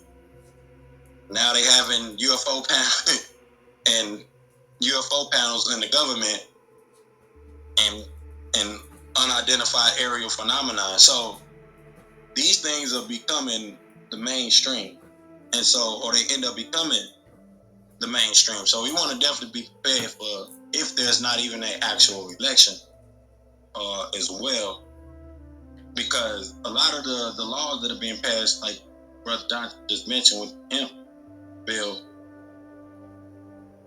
they have the ability now to mail you hemp products to your doorstep, and that includes things like edible gummies and all these kind of other medicinal things that don't require a medical card or anything like that anymore, because of certain bills that have been passed, certain resolutions that have been passed. And like John said, it's becoming a local thing. So this is something that we're going to keep our eyes on, definitely, in the future. There's a lot of election interference that's going on with Trump.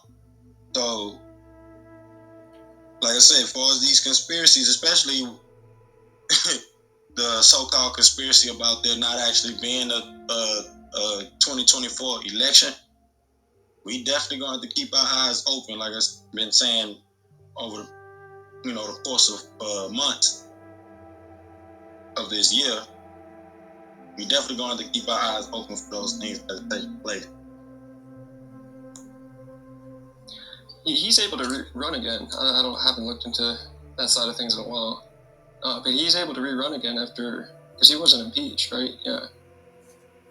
He just lost. No, it wasn't. Yeah. So yeah, he's just able to run again and do another 4 years, right? Or is it based on him being the Republic or whatever? Because I think didn't he do some paperwork or something that he put him there about the Republic, and I don't know. There's been a lot of fake information too, so it's hard to know. Yeah, he's able to run again. What's happening is they have a lot of charges being pressed against Trump that possibly may interfere with him running for the presidency. So it's a lot of pushback between the Republican and Democrats because it's really going on worse than it's ever been before. And like I said, it's going to be real real hectic coming this 2024 election. But, you know, like I said, we're going to keep our eyes on it. I'm going to make sure we stay updated with at least the fundamental information that, you know, that's being conveyed or coming out. But I do... Go ahead. Yeah, pardon the body. It does. I do have a sense that, like, the dynamics of people's perception of, am I a Democrat or if I'm a Republican, has been going back and forth. Like, people have been switching sides, you know, over the last, 10 years, 20 years in ways that they've never done, 100 years ago, moving, up until the 70s or 80s. So I think people are all over the place mentally and emotionally when it comes to picking a side. Yeah, and that's exactly it. Yeah, you hit the nail on the cuff. That's exactly what's going on. And also the whole career politician thing, that's becoming a super mess, even way worse than before. Yeah, the whole career politician, because when you're a representative, a leader, that's just based on, same way you would be the leader of a company. You grow in a company, you move up the ladder, you do a good job. People of that company, they like you, they make you CEO, ETT. Same thing with a politician, but today we have politicians becoming the career for that politician. Politicians just means representatives of the community, not a actual job in the community where the politician is on this like pedestal and they end up being served versus serving the actual people. And so it's like a reverse. And you have politicians that, have mansions and all these different things, living high-end luxury life and have no accountability for where this high-end luxury is coming from. And it's getting crazy. So there's a lot of things that need to be re-looked at when we're discussing the structure of our society, which, like I say, there's going to be some things that take place over the period of this next election and see how things play out, because just as what we were dealing with after Obama's presidency, there was a lot of riots. There was a lot of global riots. And you're looking at the same thing now with all of the immigrants. You have 25,000 immigrants on their way to America. Some people consider it an invasion and just have their different outlooks on things about it. But we really do need to have actual real discussions about these things now, because now you're talking about increasing the population and our economy, the way it's structured, can't fit for it. You got money being sent out the country to other countries to fund their military operation. A lot of these things are crazy. It's just total mayhem. So we definitely got to keep our eyes open politically and inform each other about things, that take place. So, yeah, thank you. That was really that was insightful, and that was something I've been kind of like looking at, because like I remember seeing, like, I don't know what I was doing. It was like maybe a class trip or something, but there was like different partitions of different groups of people, and I was just part of the general classes, but there was also like the early politicians kind of like, learning. So it's like a long path that those guys go through to be able to get those positions. It's based on a long journey prior to the fast-paced nature of things, no different than getting your doctorate and going through those processes set up.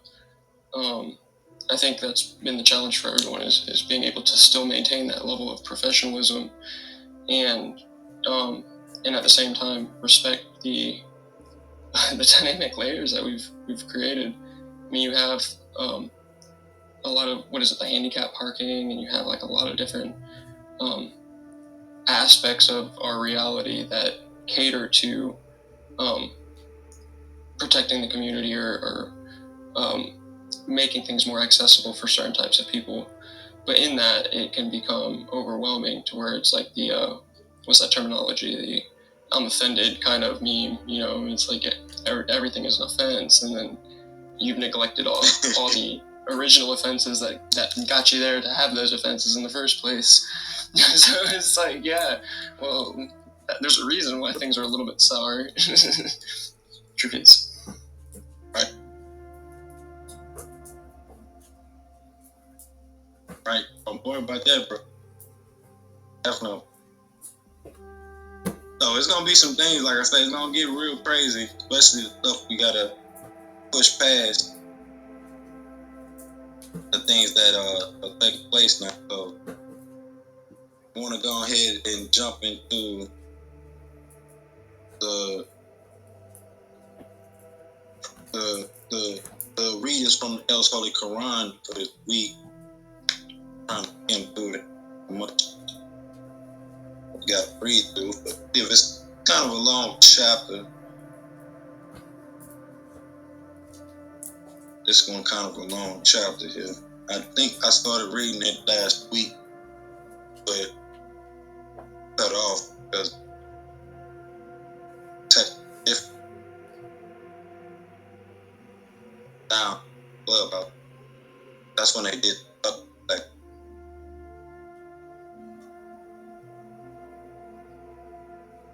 we can start reading chapter 39. If you don't have any last contributions, that's go ahead and jump to the week to read those.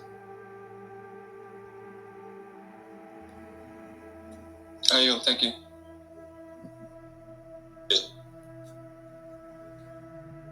All right, so can you hear me? Yes, it's clear. So we're gonna jump into chapter 39 called Al-Ahraf, which means the wall made known. They changed it from chapter 7 to chapter 39. So we're gonna jump right into it. As y'all know, we begin all things using the name of the source, Allah the Rahman, who is the most merciful. And this first section is called Revelation of the Qur'an. And as it reads, Alif, Allah, He sent, Lam, shadow hour, power. He, the source, Allah sent down, it came from above, the Qur'an. And the shadow hour of power, mean for Muhammad, Saad, for chest. So don't let there be any heaviness, fear in your chest. Katab, the scripture, the Qur'an has been sent down to you, Muhammad. So don't let there be in Sadrika, your chest, any straightness from it. It will solve all problems, so that you may warn by it. And it is a reminder for the Mu'mineen, the faithful one. Follow that which was sent down to you from your master or sustainer, Rab, and don't follow others beside him, not us, as near friend or guardian. How little do you remember? And how many villages of Enosites did we, not I, the Elohim Anunnaki, destroy? So our punishment came upon them while they slept at the shadow hour period or as they nap in midday. So their cause, when our, not his, the Elohim Anunnaki punishment, came upon them, were nothing, other than that they said, we were indeed of the Zalamim, those in a state of injustice. This next section is called the Rasul sent will be questioned by the Elohim Anunnaki. So the next ayats read, so we not he, the Elohim Anunnaki, will question those whom were Rasul sent to them, and we, the Elohim, also will question those whom we sent to them, the apostle, meaning the apostle that was sent. So for a certainty, we, the Elohim Anunnaki, knock Susana related stories upon them, using knowledge or stories with inner meaning, and we, the Elohim, were not absent. And the measuring on that day will be by facts. So as for him whose good deeds weight are heavy, so these are they who will be prosperous. And as for him whose deeds weight is light, so these are they who are in a state of loss by their very own self, by being in a state of injustice, because the Elohim Anunnaki, verse how they did not read the Qur'an. This next section is called the Anunnaki gave you your place in the earth, creation and fashioning of the Adamite. The next ayats read, and indeed we, the Anunnaki, have given you all your places in the planet Earth, and we, the Elohim Anunnaki, made for you all in it a means of livelihood. They gave us in our motherland all the natural resources as gold, silver, platinum, and oil, etc. So how little is your gratefulness for what you were given? And we not I, the Elohim Anunnaki, Israel, created you all. Then gave you your image by Sawa, fashioning. We said for all the angelic messengers, Elohim Anunnaki, to prostrate for Adam, Cadman, or Zakar. So they, the Elohim, prostrated, except for the rebellious Elohim Anunnaki, Iblis, of the species of the malevolent beings, Jinn, also called Azazel, or Lucifer, Halal, son of the reptilian Shakar. He was not of those benevolent beings, Seraphim, who prostrate. He was of the malevolent beings, Cherubim, not a benevolent being. This next section is called Iblis Rebellion. He doesn't want to prostrate before Cadman, Adam, or Zakar. And the ayats read, he said, what hindered you, Iblis, Halal, Samael, that you did not prostrate when I not we, commanded you to? He, Iblis, said, I am better than he, Adam, Zakar. You created me of fire, and you created him of clay. He said, get down. The Elohim Anunnaki was cast from the sky after the battle between the Elohim Mikael, or Myrtle, and the agreeable Elohim Anunnaki, the benevolent being, Seraphim, and Azazel, also known as Tanush, Shakar, Zuin, and the disagreeable Anunnaki, the malevolent being, Cherubim. So it is not for you, Azazel, to be Takabar, big chested, pouting with pride. In it, the planet Qui, Tiamat, or Earth. So go out from the enclosed garden of delight into Al-Ard, meaning the Earth. Surely you, the disagreeable one, the devil, are from the smaller one, the 200 malevolent being, Cherubim. He, Iblis, the rebellious, malevolent being, said, look upon me, the devil, until the day when they are you, Atum, raised to life, taken back through, meaning taken back through the star. He said, surely you, the devil, are of the one beings looked upon. This next section is called the card in the cable is deceived by Al-Qanas, or Qanas. He, Iblis, Samael, Nakash, Al-Qanas, the rebellious, malevolent being, said, I swear, as you, Adam or Zakar, caused me to go astray, I, the devil, will squat, sit, and wait for them. Zakar's seed on your narrow path of the ones who stand up straight. He will be on the path. He will be a Muslim. Then I will certainly come from before their own hands, and from behind them, and from their right, and even from their left, and you will not find most of them grateful. He will be in amongst the Muslims. He Lawiy said, get out from it, this plain, despised and driven away. Whoever will Tabi'aka follows you, the disagreeable one of them. Verily I Lawiy, will fill Jahannam, a blazing fire, from you all assembled. And O Adam, Zakar, Askum, dwell you and Zajuka, your mate, Eve, on the cable in the Jannat, or Gan, meaning the enclosed garden, and eat of its things as you desire, and don't go near this Sajara tree, for if you do, you both will be of al-Zalamin, the ones in a state of unjustness.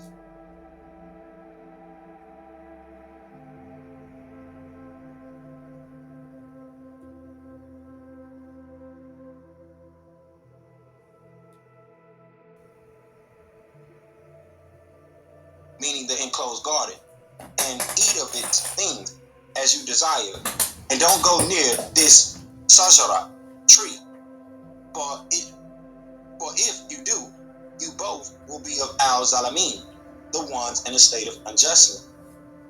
There was already others in a state of unjustness, or in an unjust state.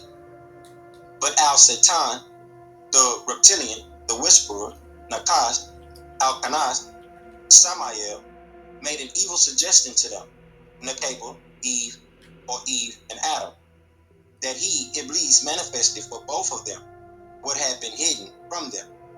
Zakar and Nakabal, of their disagreeable inclination, which is shame.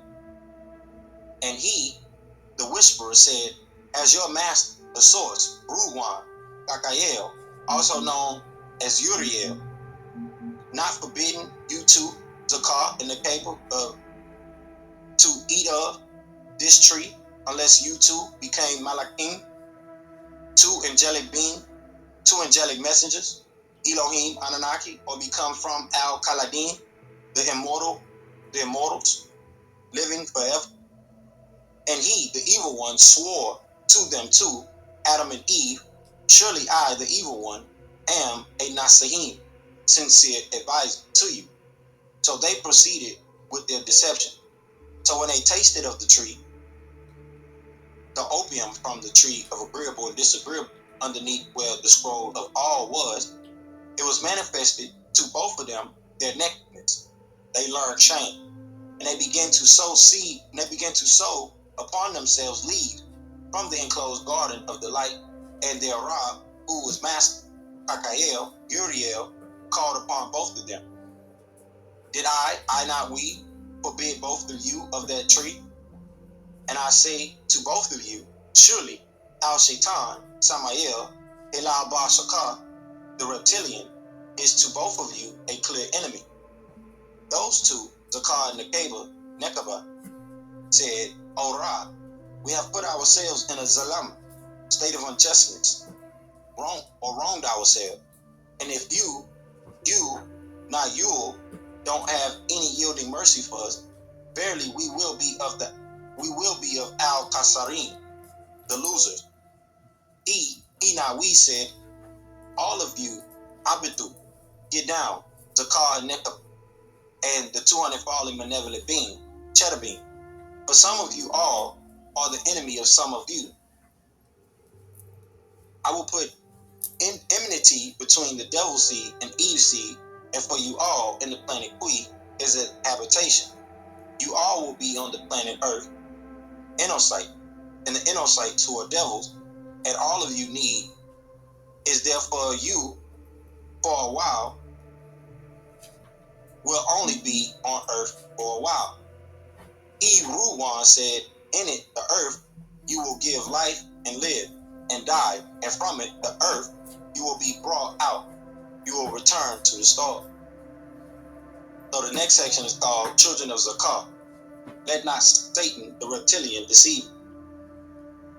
And the next ayat read, O Bani, Adam, children of Adam, we the Elohim Anunnaki have indeed Anzal, sent down to you clothing to cover your private part, and fine clothing, and clothing of the ones who tremble at the mention. That is good. Dressed as the Anunnaki dress, which is in white robe. That is of the signs of the source, Allah, that perhaps they will remember. O children of Adam, also called Zakah, don't let Satan, the reptilian, trick you all, as when he calls Abwakum, Abawakum, your two parents, to be put out of the Jannat, enclosed garden of the light. And he also calls Anhuma, them two, Adam and Eve, to remove Labasahuma, their clothing, from themselves, in order to show both of them their private part. What should have been covered? Surely he, the disagreeable one, sees you all, he and his tribe of Inosight, from where a place you all didn't see them, they are disguised. Surely we, the Elohim Anunnaki, have made Al-Shatin,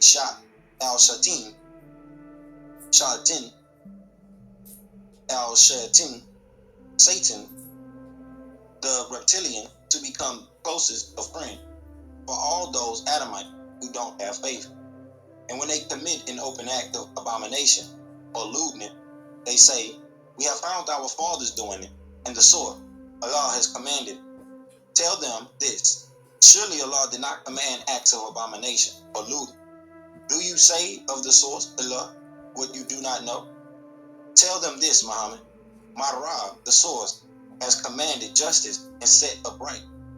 Wajuwakum, your faces at the possession of every masjid, place of prostration, and to call to him, not them, sincerely in the means of judgment, as he not they, Bada'akum, began you, created in the beginning.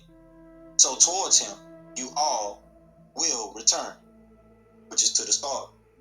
A certain group, Nubians, of Set seed, has his calmness, and a certain group of Cain seed, which are black devils, in reality, they have over them in Dalalat, a straight state error. For Cain seed, the black devils, have taken Satan, the reptilian malevolent being, or cherubim, to be their Awaliyah friend in the land of Nod, Saturn, or Abaddon, other than the source, Allah, and they calculated that surely they are Mutarun, calm. The next section is called the source, Allah, is not like those who exceed bound. Doomsday for every kindred. So the next ayah read, O children of Adam, take your proper ornament, dress as prescribed, which is in white robe, in the possession of every masjid, and eat and drink, and don't exceed your bound. Don't eat too much or drink too much. Surely he does not like those who exceed the bound, which is greed. Gabriy'El speaking here, which is state, tell them this, Muhammad. Who is it that has made haram, unlawful, the fair seeming thing, which are agreeable or material thing of the source, Allah, which he not we, had Akraja brought forth for Ibadahi, his slave, and the good things of his provision. Tell them this, Muhammad. This is how it will be for those who have faith in it, the life of this physical world. Kala Satan, purified on the day of resurrection. Thus have we, the Elohim Anunnaki, put our not my signs in detail for the kindred who has right knowledge, the Nubian. Tell them this, Muhammad.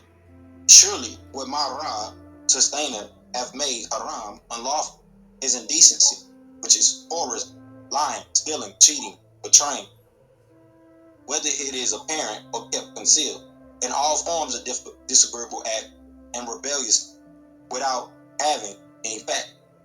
When Inosites refuse to listen to the fact and slander the fact of the peaceful mean of judgment, even without any of the fact, and that you, Sharupu, associate with Allah what was not sent down to you, you accepted hadith and tradition of man, which were not inspired of the Qur'an or with the Qur'an without any authority.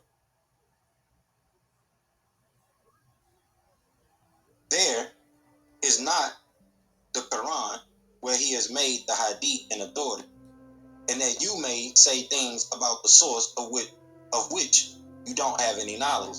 And to every ummatin, nation, there is a fixed term, or doomsday.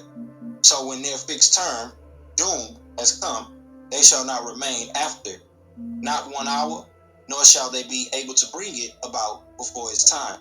When he makes up his mind for the new cycle, it will be in 1 hour, not before and not after.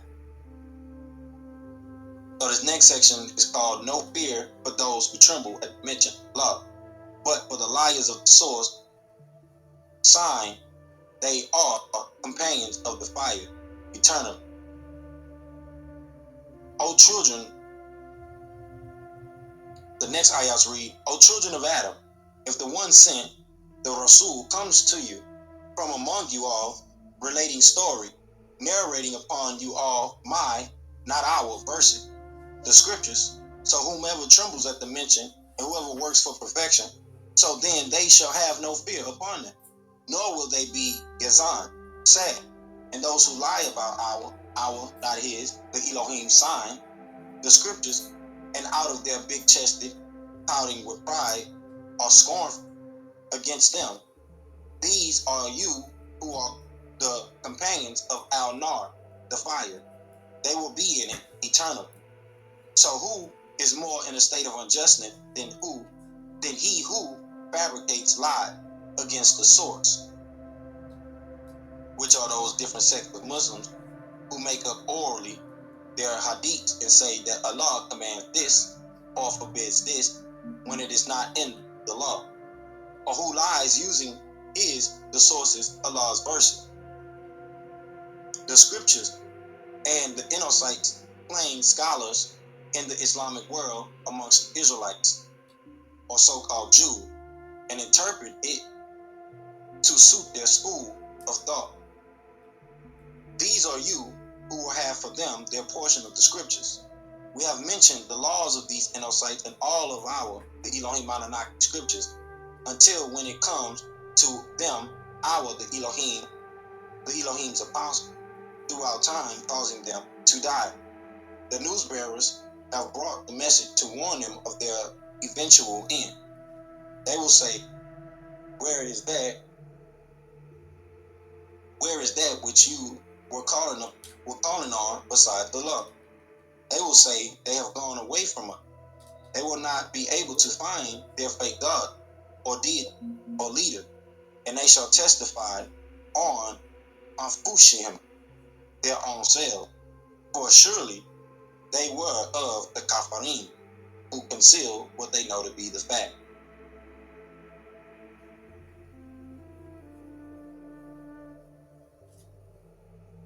They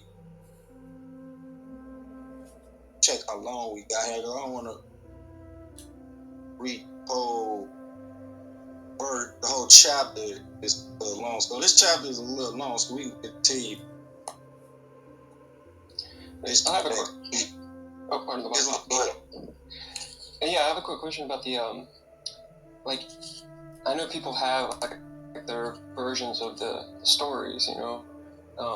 What I had kind of come to view, like the original, like Adam's story, you know, Adam and Eve, and you know, there's history or information about Lilith being there before Eve, and this kind of ties into the whole kind of like the end of the road, like at the beginning of the service today, talking about there's, you know, a group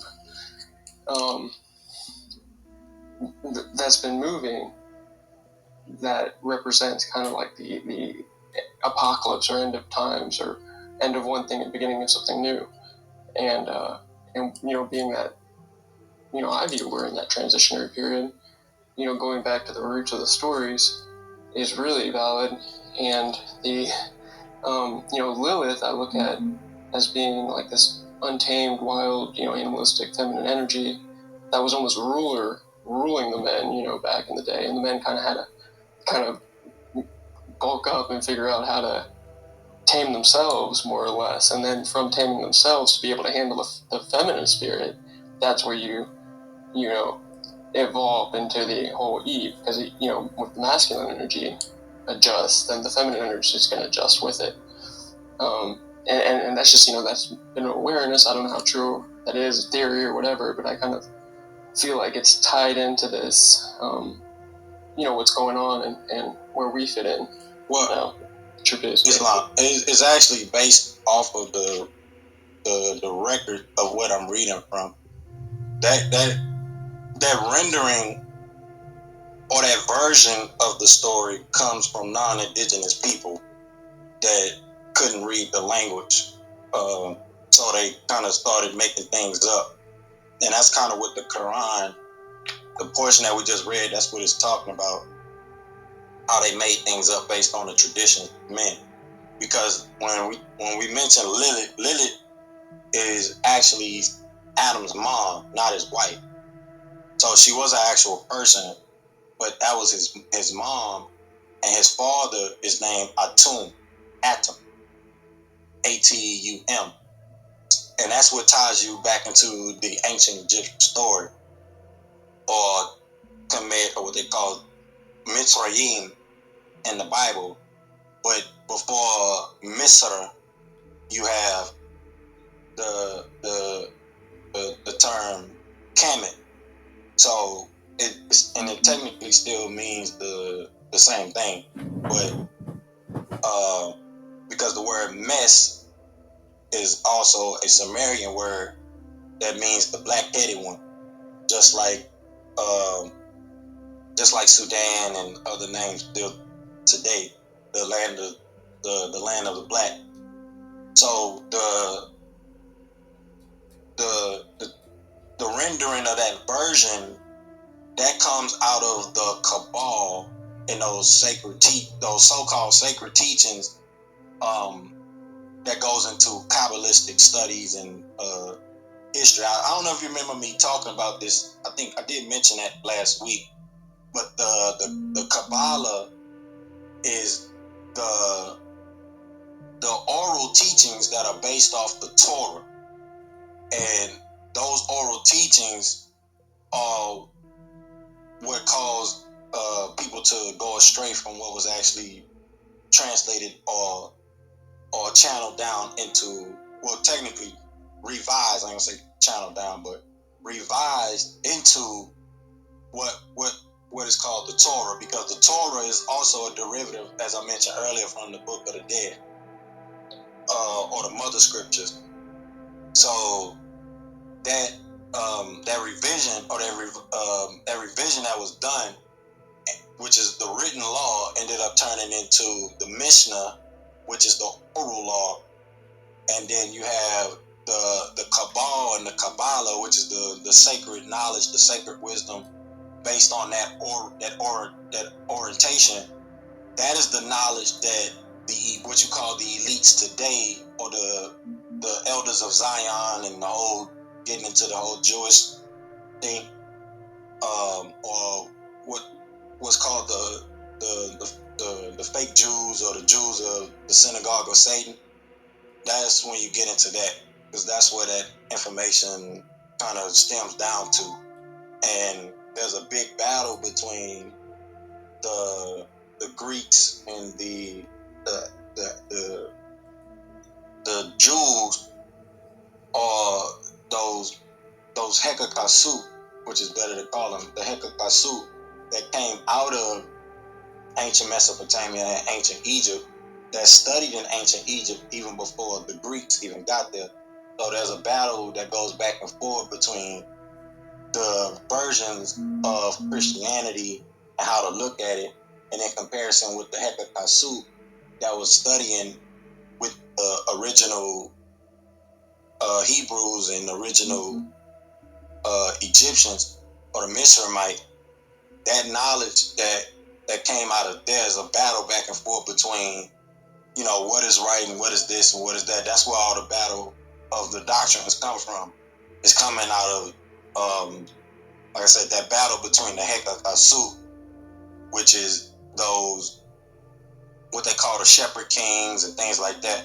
Those are your Asians, your pale skin Asians that came into Egypt and ended up sticking around in Egypt and the Middle East. And that's where your mixtures come from, and the Phoenicians and all of that. So the descendants of the Phoenicians giving birth to a lot of the expanded population of the Hekakasu goes back and forth with the Greeks that have a whole different understanding that they created out of mythology based on the original Moorish, the black Moorish people that was around in those land masses that migrated from Europe into Asia. So you have a mixture on, you know, how they're supposed to view the scriptures. So you have a lot of the so-called occult knowledge that's kept on the Jewish side in the Kabbalistic mysteries, or the mysteries of the Sephirot, or the teachings of the Sephirot, which is the mysteries of the Kabbalah. They call it the Kabbalah, or the Kabbalah, the wisdom of the Kabbalah. And all of that is based on hermeneutics, or the Hermetics. Like I said, of those Hekakasu, those that call themselves Jews today, got out of ancient Mesopotamia, ancient Samaria, and Egypt when they was there. But it's based on the hermeneutics of what they could understand from the portion that they did get. So a lot of the historical record is kind of thrown off, and you're not given the actual proper, you know, record based on what actually took place. Like I was saying, Lilith is actually Adam's mom. Now, he did marry another woman named Lilith, but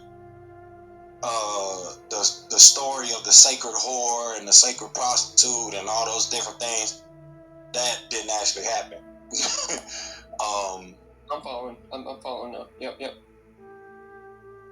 Yeah, so that's why I was saying, if you're catching what the Qur'an is talking about, the whorism and things like that, that knowledge is coming from those of the 200 fallen, which you find in the book of Enoch.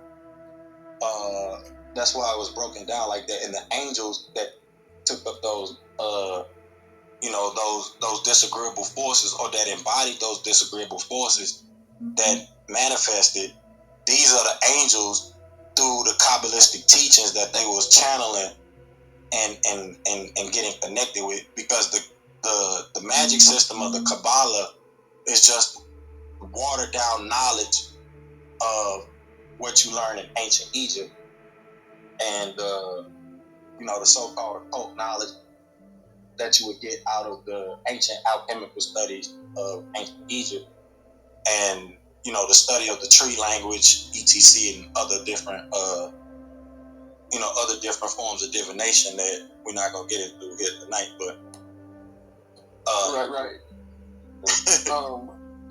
For me, like, I look at it as like almost like what we're doing here with the World Temple in communications, but back then they had to make decisions based on moving beyond the elder roots, but having to kind of branch off from themselves. And our nature did it naturally, you know, and nature do its thing. But yeah, that brings a lot of stuff into light, you know, like, as long as you have where the root information is coming from, you can kind of pinpoint throughout time, like, you know, why certain events happen. You can kind of start seeing the movement of the energies, and, you know, why certain sicknesses, like the whole Black Plague, like what you just said right there. Oh, that must have been around the Black Plague time when they were trying to figure each other out, you know? It's just like some of those events, like, start making a lot more sense. Cool. True peace, thank you. Is all. It's like, and you definitely hit the nail on the coffin, because, like, with the whole Hekakasu thing, This is why we're talking about the veils, because if you get the information that pushes you past the veil, you'll be able to go to bat with anybody. Because you're standing on the original knowledge. So the things that you get from, like I say, the Kabbalistic wisdom and studying the Sefer Yisra, you'll really understand what you're saying when you say Sefer Yisra from the actual indigenous hermeneutics, not the Hadith hermeneutics or the derivative hermeneutics, which causes you to kind of, lose the true meaning and purposes of what's being conveyed, through that. So this is why I say the challenge that happened, during that time, or the challenge that do happen with the Kabbalistic system, it's the same channelings that you get when you're hearing the stories from the Anunnakis that were given to be conveyed to the people, like we just read here in the Qur'an. And we're going to stop here at 39:39, so we just don't remember our placement for next week. But these stories do the same thing. They have the same effect that studying the Kabbalah in the tree has, because it's where the actual source information is coming from. Studying the 24 elders, knowing that there's 24 elders, the position of them. The Hebrew letter have, the Hebrew script having 22 letters, and going back into the Semitic languages before that. So once you get into the academic side of it, it still has the same effect. So that's why it becomes alchemical versus just magical, or it becomes high science versus high magic, if you get what I'm saying.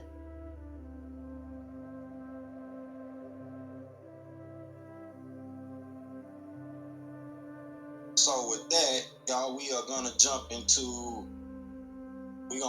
our holy instructions, because I don't want us to go over time this week.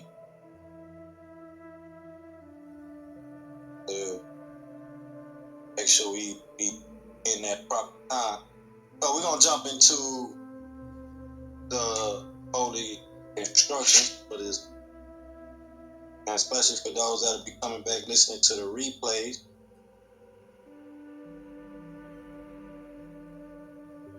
We talk about this here every week, about joining the Moorish Science Temple of America, what it requires to get involved, requires to be a member of the Moorish Science. All these things that are being said about that status correction, nationality, that is a whole different ball game from as learning. It has nothing to do with nationality and things like that. Now, having a Moorish lawyer and learning how to move in law and taking counsel with a Moorish lawyer or Moorish jurist is different. This is something totally different. And that's what you're actually doing when you want to learn or want to get into having asset protection and having counsel to help you in your affairs, and even guide you and advise you on how to move lawfully in the law, in the eyes of the law. That's fine, and we need that.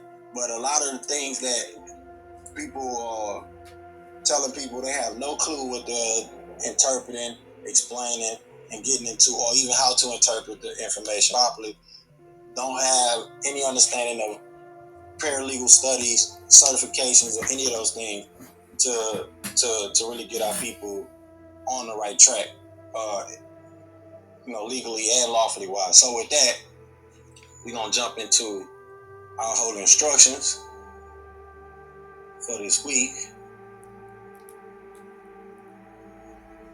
And here every week we go over our civics education, which is the study of our theoretical, political, and practical aspects of citizenship, which we talk about. We cover everything from current events. Our theoretical, which is more your spiritual and your hermetic type information. that we get into, and also the practical aspects, the true sciences of things. For example, like we have a 2,000 year calendar, but science says that Earth goes back 50 million plus years.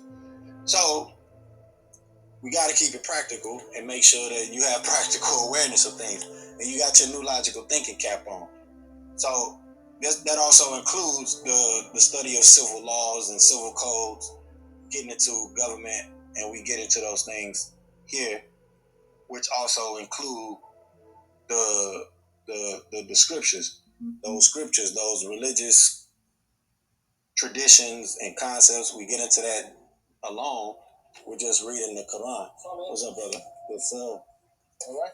So, too blessed. We get into that. We're just reading the Qur'an here alone. So, also the civic code. But there's actual civic codes and civil laws that equate to the things that we're reading. Sharia law to the public, and it's from an opinionated stance, may be opposite to what American law is. But in actuality, which a lot of jurists notice, most of the laws to date, even as we read earlier in the Clear Vision Scroll, all these laws line up with each other. They're based on the laws of love, truth, peace, freedom, and justice. So with that, we have to understand our civic virtues, which we talk about, which is those Hermetic teachings that we have to understand our civic virtues, which we talk about, which is those Hermetic teachings that wisdom. I mentioned the Kabbalah. We just gave a quick rendition of the origins of the Kabbalah, which those teachings come out of the Hakah, the sacred wisdom of Tahuti, and those papyruses that was written and stored in the Library of Alexandria, as it became known as later on down the road. These Kemetic teachings or Tamaran teachings became the cultivation and custom for our way of life. So this is what creates successful communities. So we go over those things, our civic virtues here every week. Also our civic engagement, which we talk about during our current events, which is having that process of coming together and to discuss these things, these issues in a collective, and address these things, these issues that are of public concern. So let's get right into our instructions, our holy instructions. As y'all know, Friday is the holy day. Oh, you who know. When the call is proclaimed to supplication on Friday, the day of assembly, hasten earnestly to the remembrance of the Heavenly Father and Divine Mother, and leave off business and traffic. That is best for you if you but knew. And when prayer is finished, then may ye disperse through the land and seek the bounty of God, and celebrate the praises of God of 10, and without stint, that ye may prosper. All chapters see temple services and meetings are to be open and closed promptly according to the Circle 7 and love, truth, peace, freedom, and justice. Friday is our holy day of rest, because on the Friday the first man was formed in flesh, and on the Friday the first man departed out of flesh and ascended up to his Father God Allah. For that cause, Friday is our holy day for all Muslims and peacemakers all over the world. This is according to Act 2 of the Divine Constitution and bylaws by the Prophet Noble Drew Ali, which states all temples and subordinate temples are to conduct holy day service every Friday, starting promptly at their respective time and ending promptly at their respective time. All civilians, patrons, denizens, prospects, and ministers are expected to attend the temple for the Friday holy day temple service and meeting. On Fridays, the Moorish American, Moorish Asian, and Moorish African Muslims and peacemakers all come together to supplicate and to illustrate that which Allah has blessed them with. The temple services are open according to divine love, truth, peace, freedom, and justice.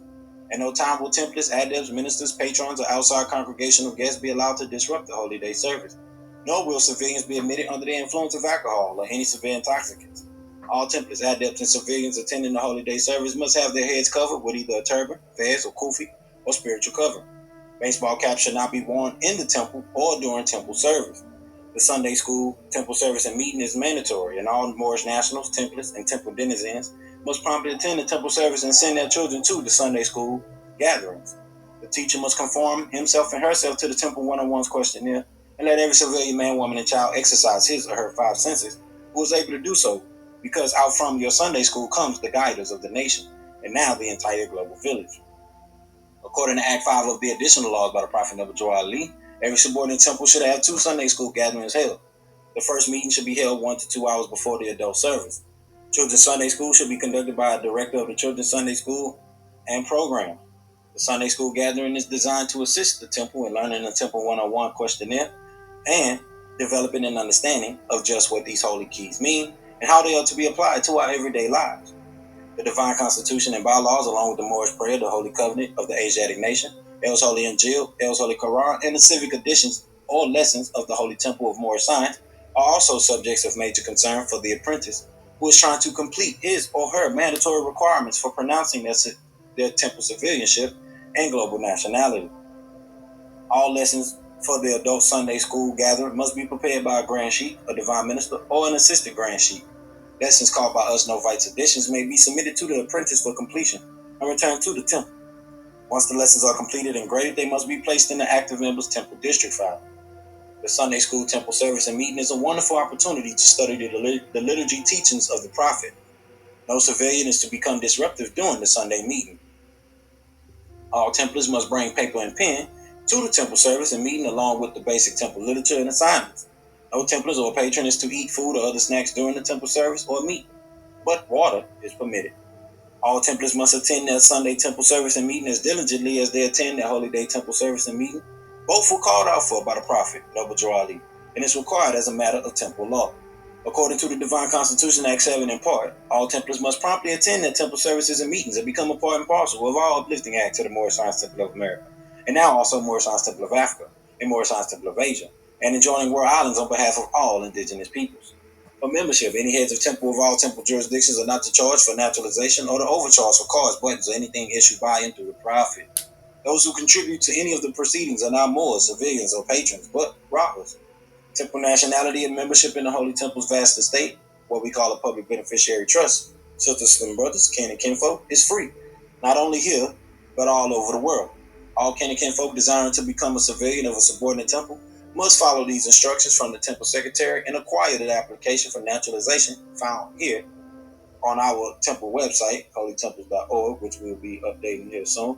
The Secretary of the Temple's jurisdiction will help all newcomers by explaining the naturalization affidavit and application for membership in the Temple's vast estate, or what we call a public beneficiary trust, to the new prospective civilians of the Temple's vast estate, or what we call a public beneficiary trust, and arranging for him or her to be consulted by the Royal Council of said temple or subordinate temple.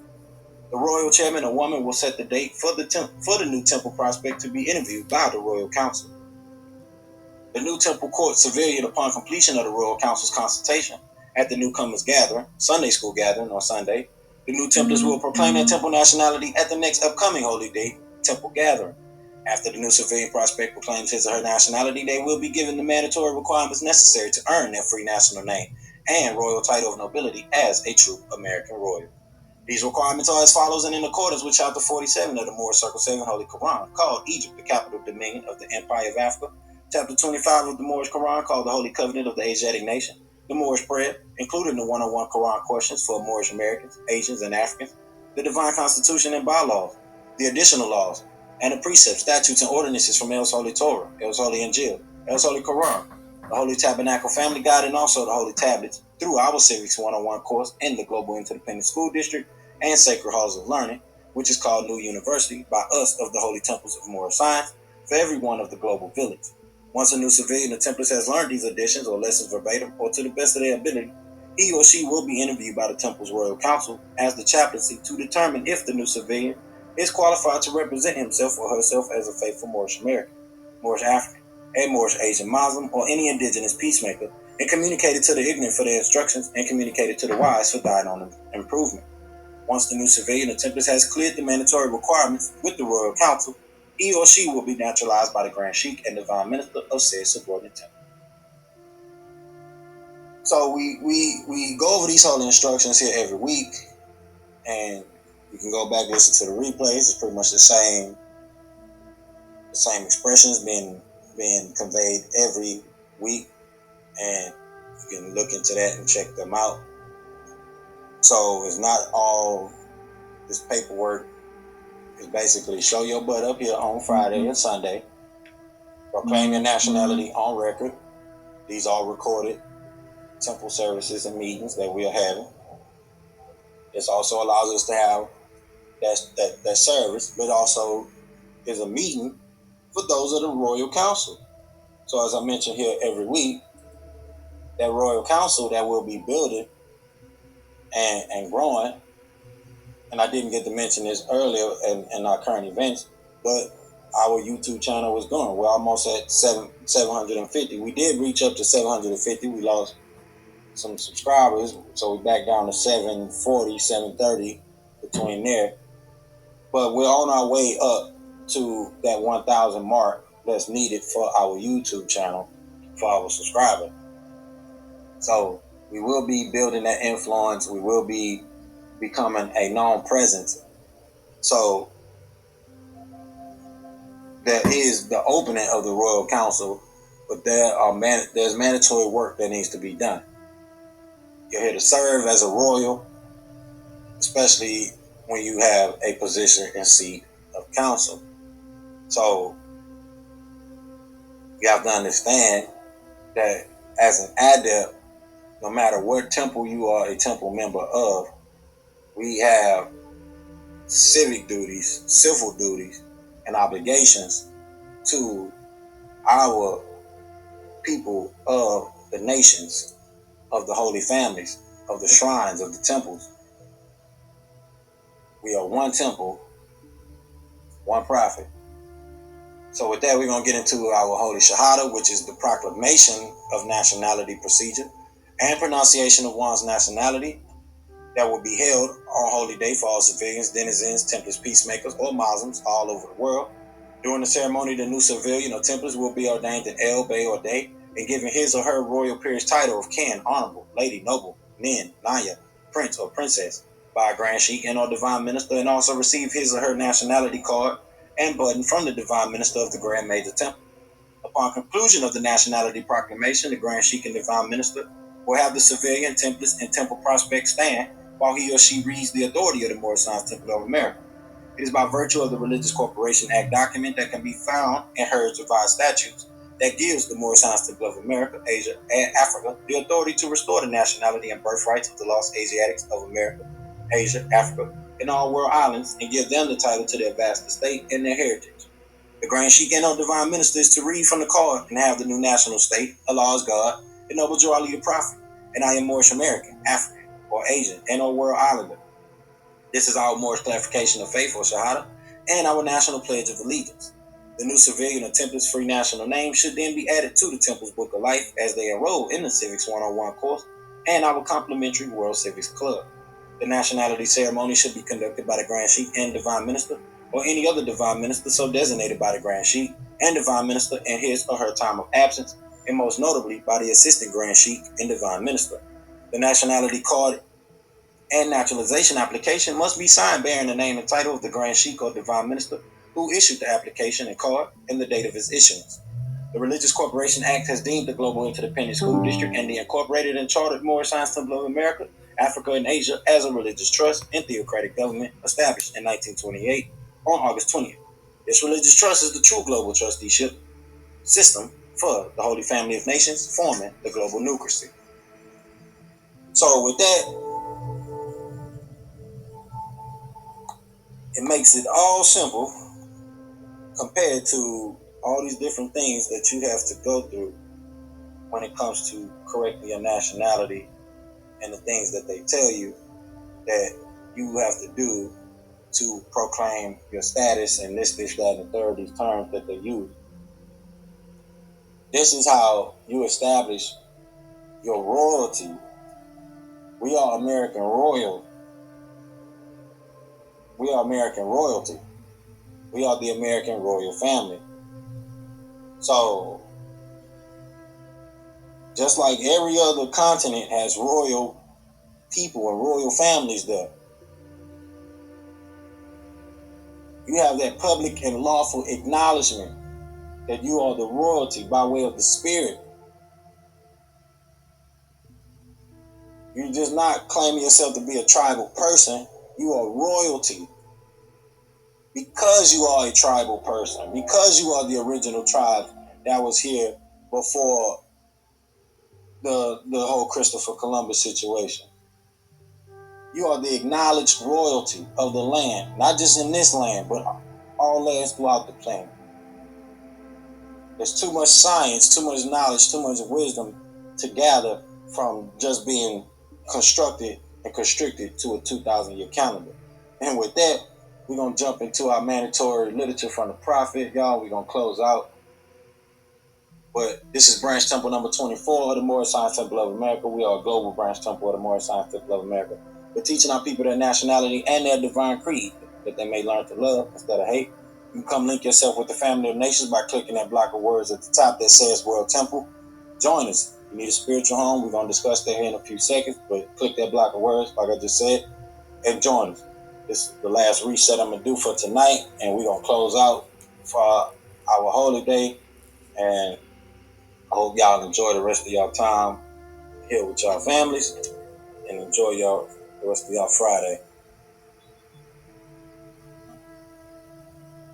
So we're going to get into this mandatory literature. Since it's just me and Brother Jonathan here, I'm going to keep it real short and sweet and simple. But that link that you all see pinned up at the top of the room, that is our school district link. We have our own, basically like Jonathan mentioned earlier, our own homeschooling district. You homeschool your children, homeschool yourself, become teachers in the homeschooling, create different courses, and we build a global school district based on peace.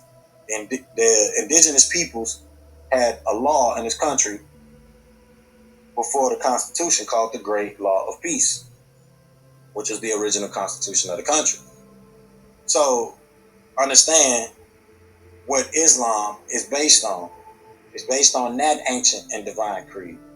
It's based on the ancient and divine creed, not the Orthodox religions. Though that Orthodox understanding of Islam is also incorporated because the history of what happened with Prophet Muhammad in Arabia also includes the knowledge that we hold and understand here, because there was a global chieftain system that has a legacy that still continues on, just like all the information that's coming out about Tartaria and the remnants of it being everywhere around the planet. Well, this is what you guys are witnessing, that global chieftain system that we've been talking about. Everyone has speculation of it, but they don't know what it is. They don't know what it's called. They don't know what it's about. Branch Temple number 24 is given the conveyance of what it's about, of what it is. We're explaining it in full detail many times in many different ways, over and over.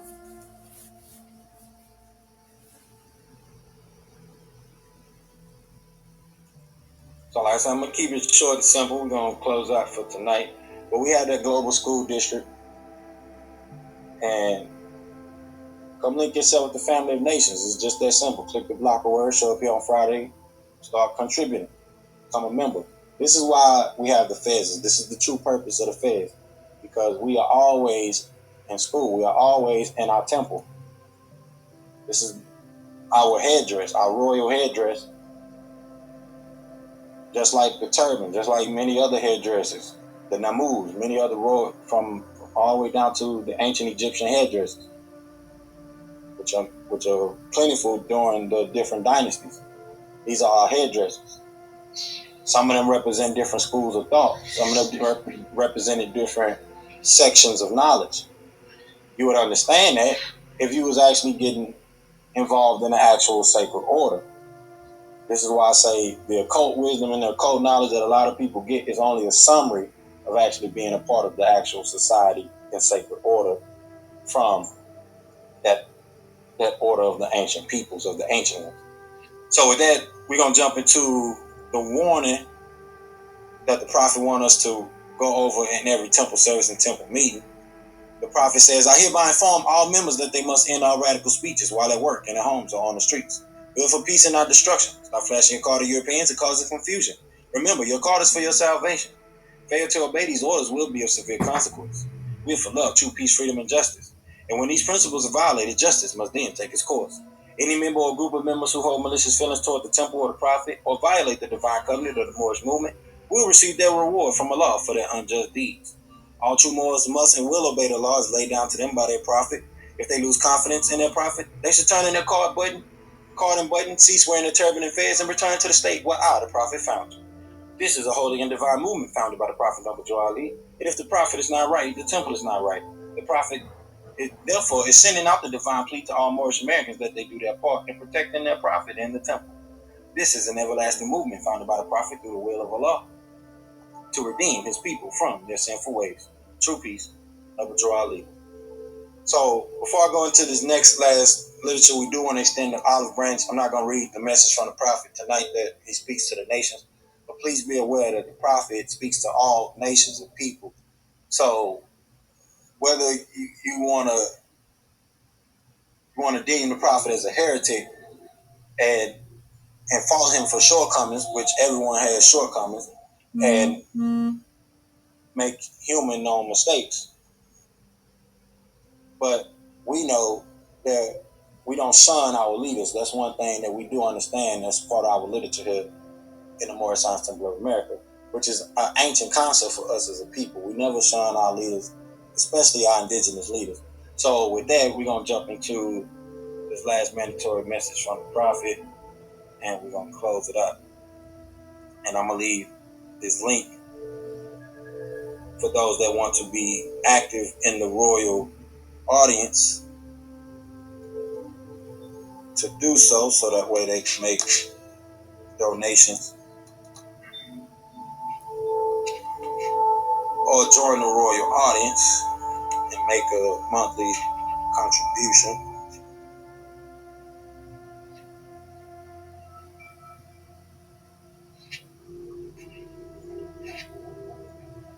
So let me switch this link here real quick. Then we're going to close out with the last mandatory message. So as I say all the time, y'all want to listen to the end.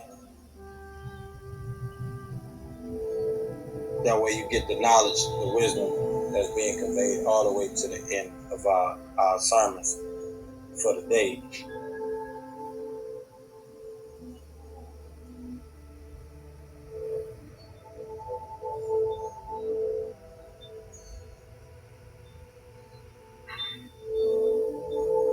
Alright, so let's go ahead and close us out with this last mandatory message. We'll get into our last contribution and take it on home. This is to be proclaimed in every temple service and temple meeting. Islam. The prophet said, I'm glad to know that I have a few faithful Moors among you all, and I desire for them to know the truth and the divine truth. There's a host of jealousy about me and the movement now by the same people of our side of the nation that claim that I was only a joke and unreal. But now, since they have found out from the government officials and the nations of the earth that this is the only sole foundation that all Asiatics must depend upon for their earthly salvation as American citizens, they are working every scheme that they can to disqualify me, so they may take charge of the situation. I have notified all these things to you long ago in the past. It is through the faithful Moors that attribute to the movement and uplifting funds. The ones that paid their divine respect to me in the movement will be remembered. That's why I'm calling upon all faithful Moors to increase their faithfulness to me, your prophet, and your divine Moorish movement. I need finance and I need it badly. Never before have I needed finance so badly as I do at present, so I can shove aside the discord that is facing the nation. It all comes through jealousy because of my fame and nobility. The nations of the world will not recognize the movement without me, the prophet, being head. It has been proven by my works, which I have performed in the past few years. Prophet, Zabuwr. Yeah, y'all, we're going to get our last contributions and we're going to close it out for tonight. I want to give honors to the divine creator, give honors to the prophet, give honors to all y'all who came and participated here tonight, who stopped through. I'm not sure who came through tonight because they don't let us know at the top anymore. We don't get to see the numbers here on Clubhouse. I also want to give honors to all things indigenous, all things Moorish. And with that, if you don't got any last contributions, Noble Jonathan, we're going to jump into the prayer and we're going to take it home. Give you some time to come back to the mic if you want.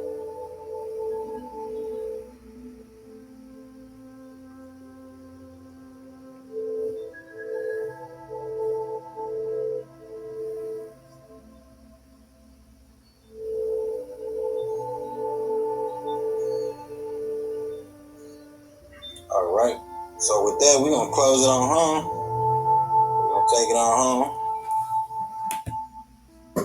Y'all know how it go. Facing the east, feet at a 45-degree angle. 2 fingers up, 5 fingers up. Allah, the Father of the universe, the Father of love, truth, peace, freedom, and justice. Allah is my protector, my guide, and my salvation by night and by day through His holy prophet, Noble Ali. Amen. True peace and wadu. Who are you? Who are? Divine love, y'all.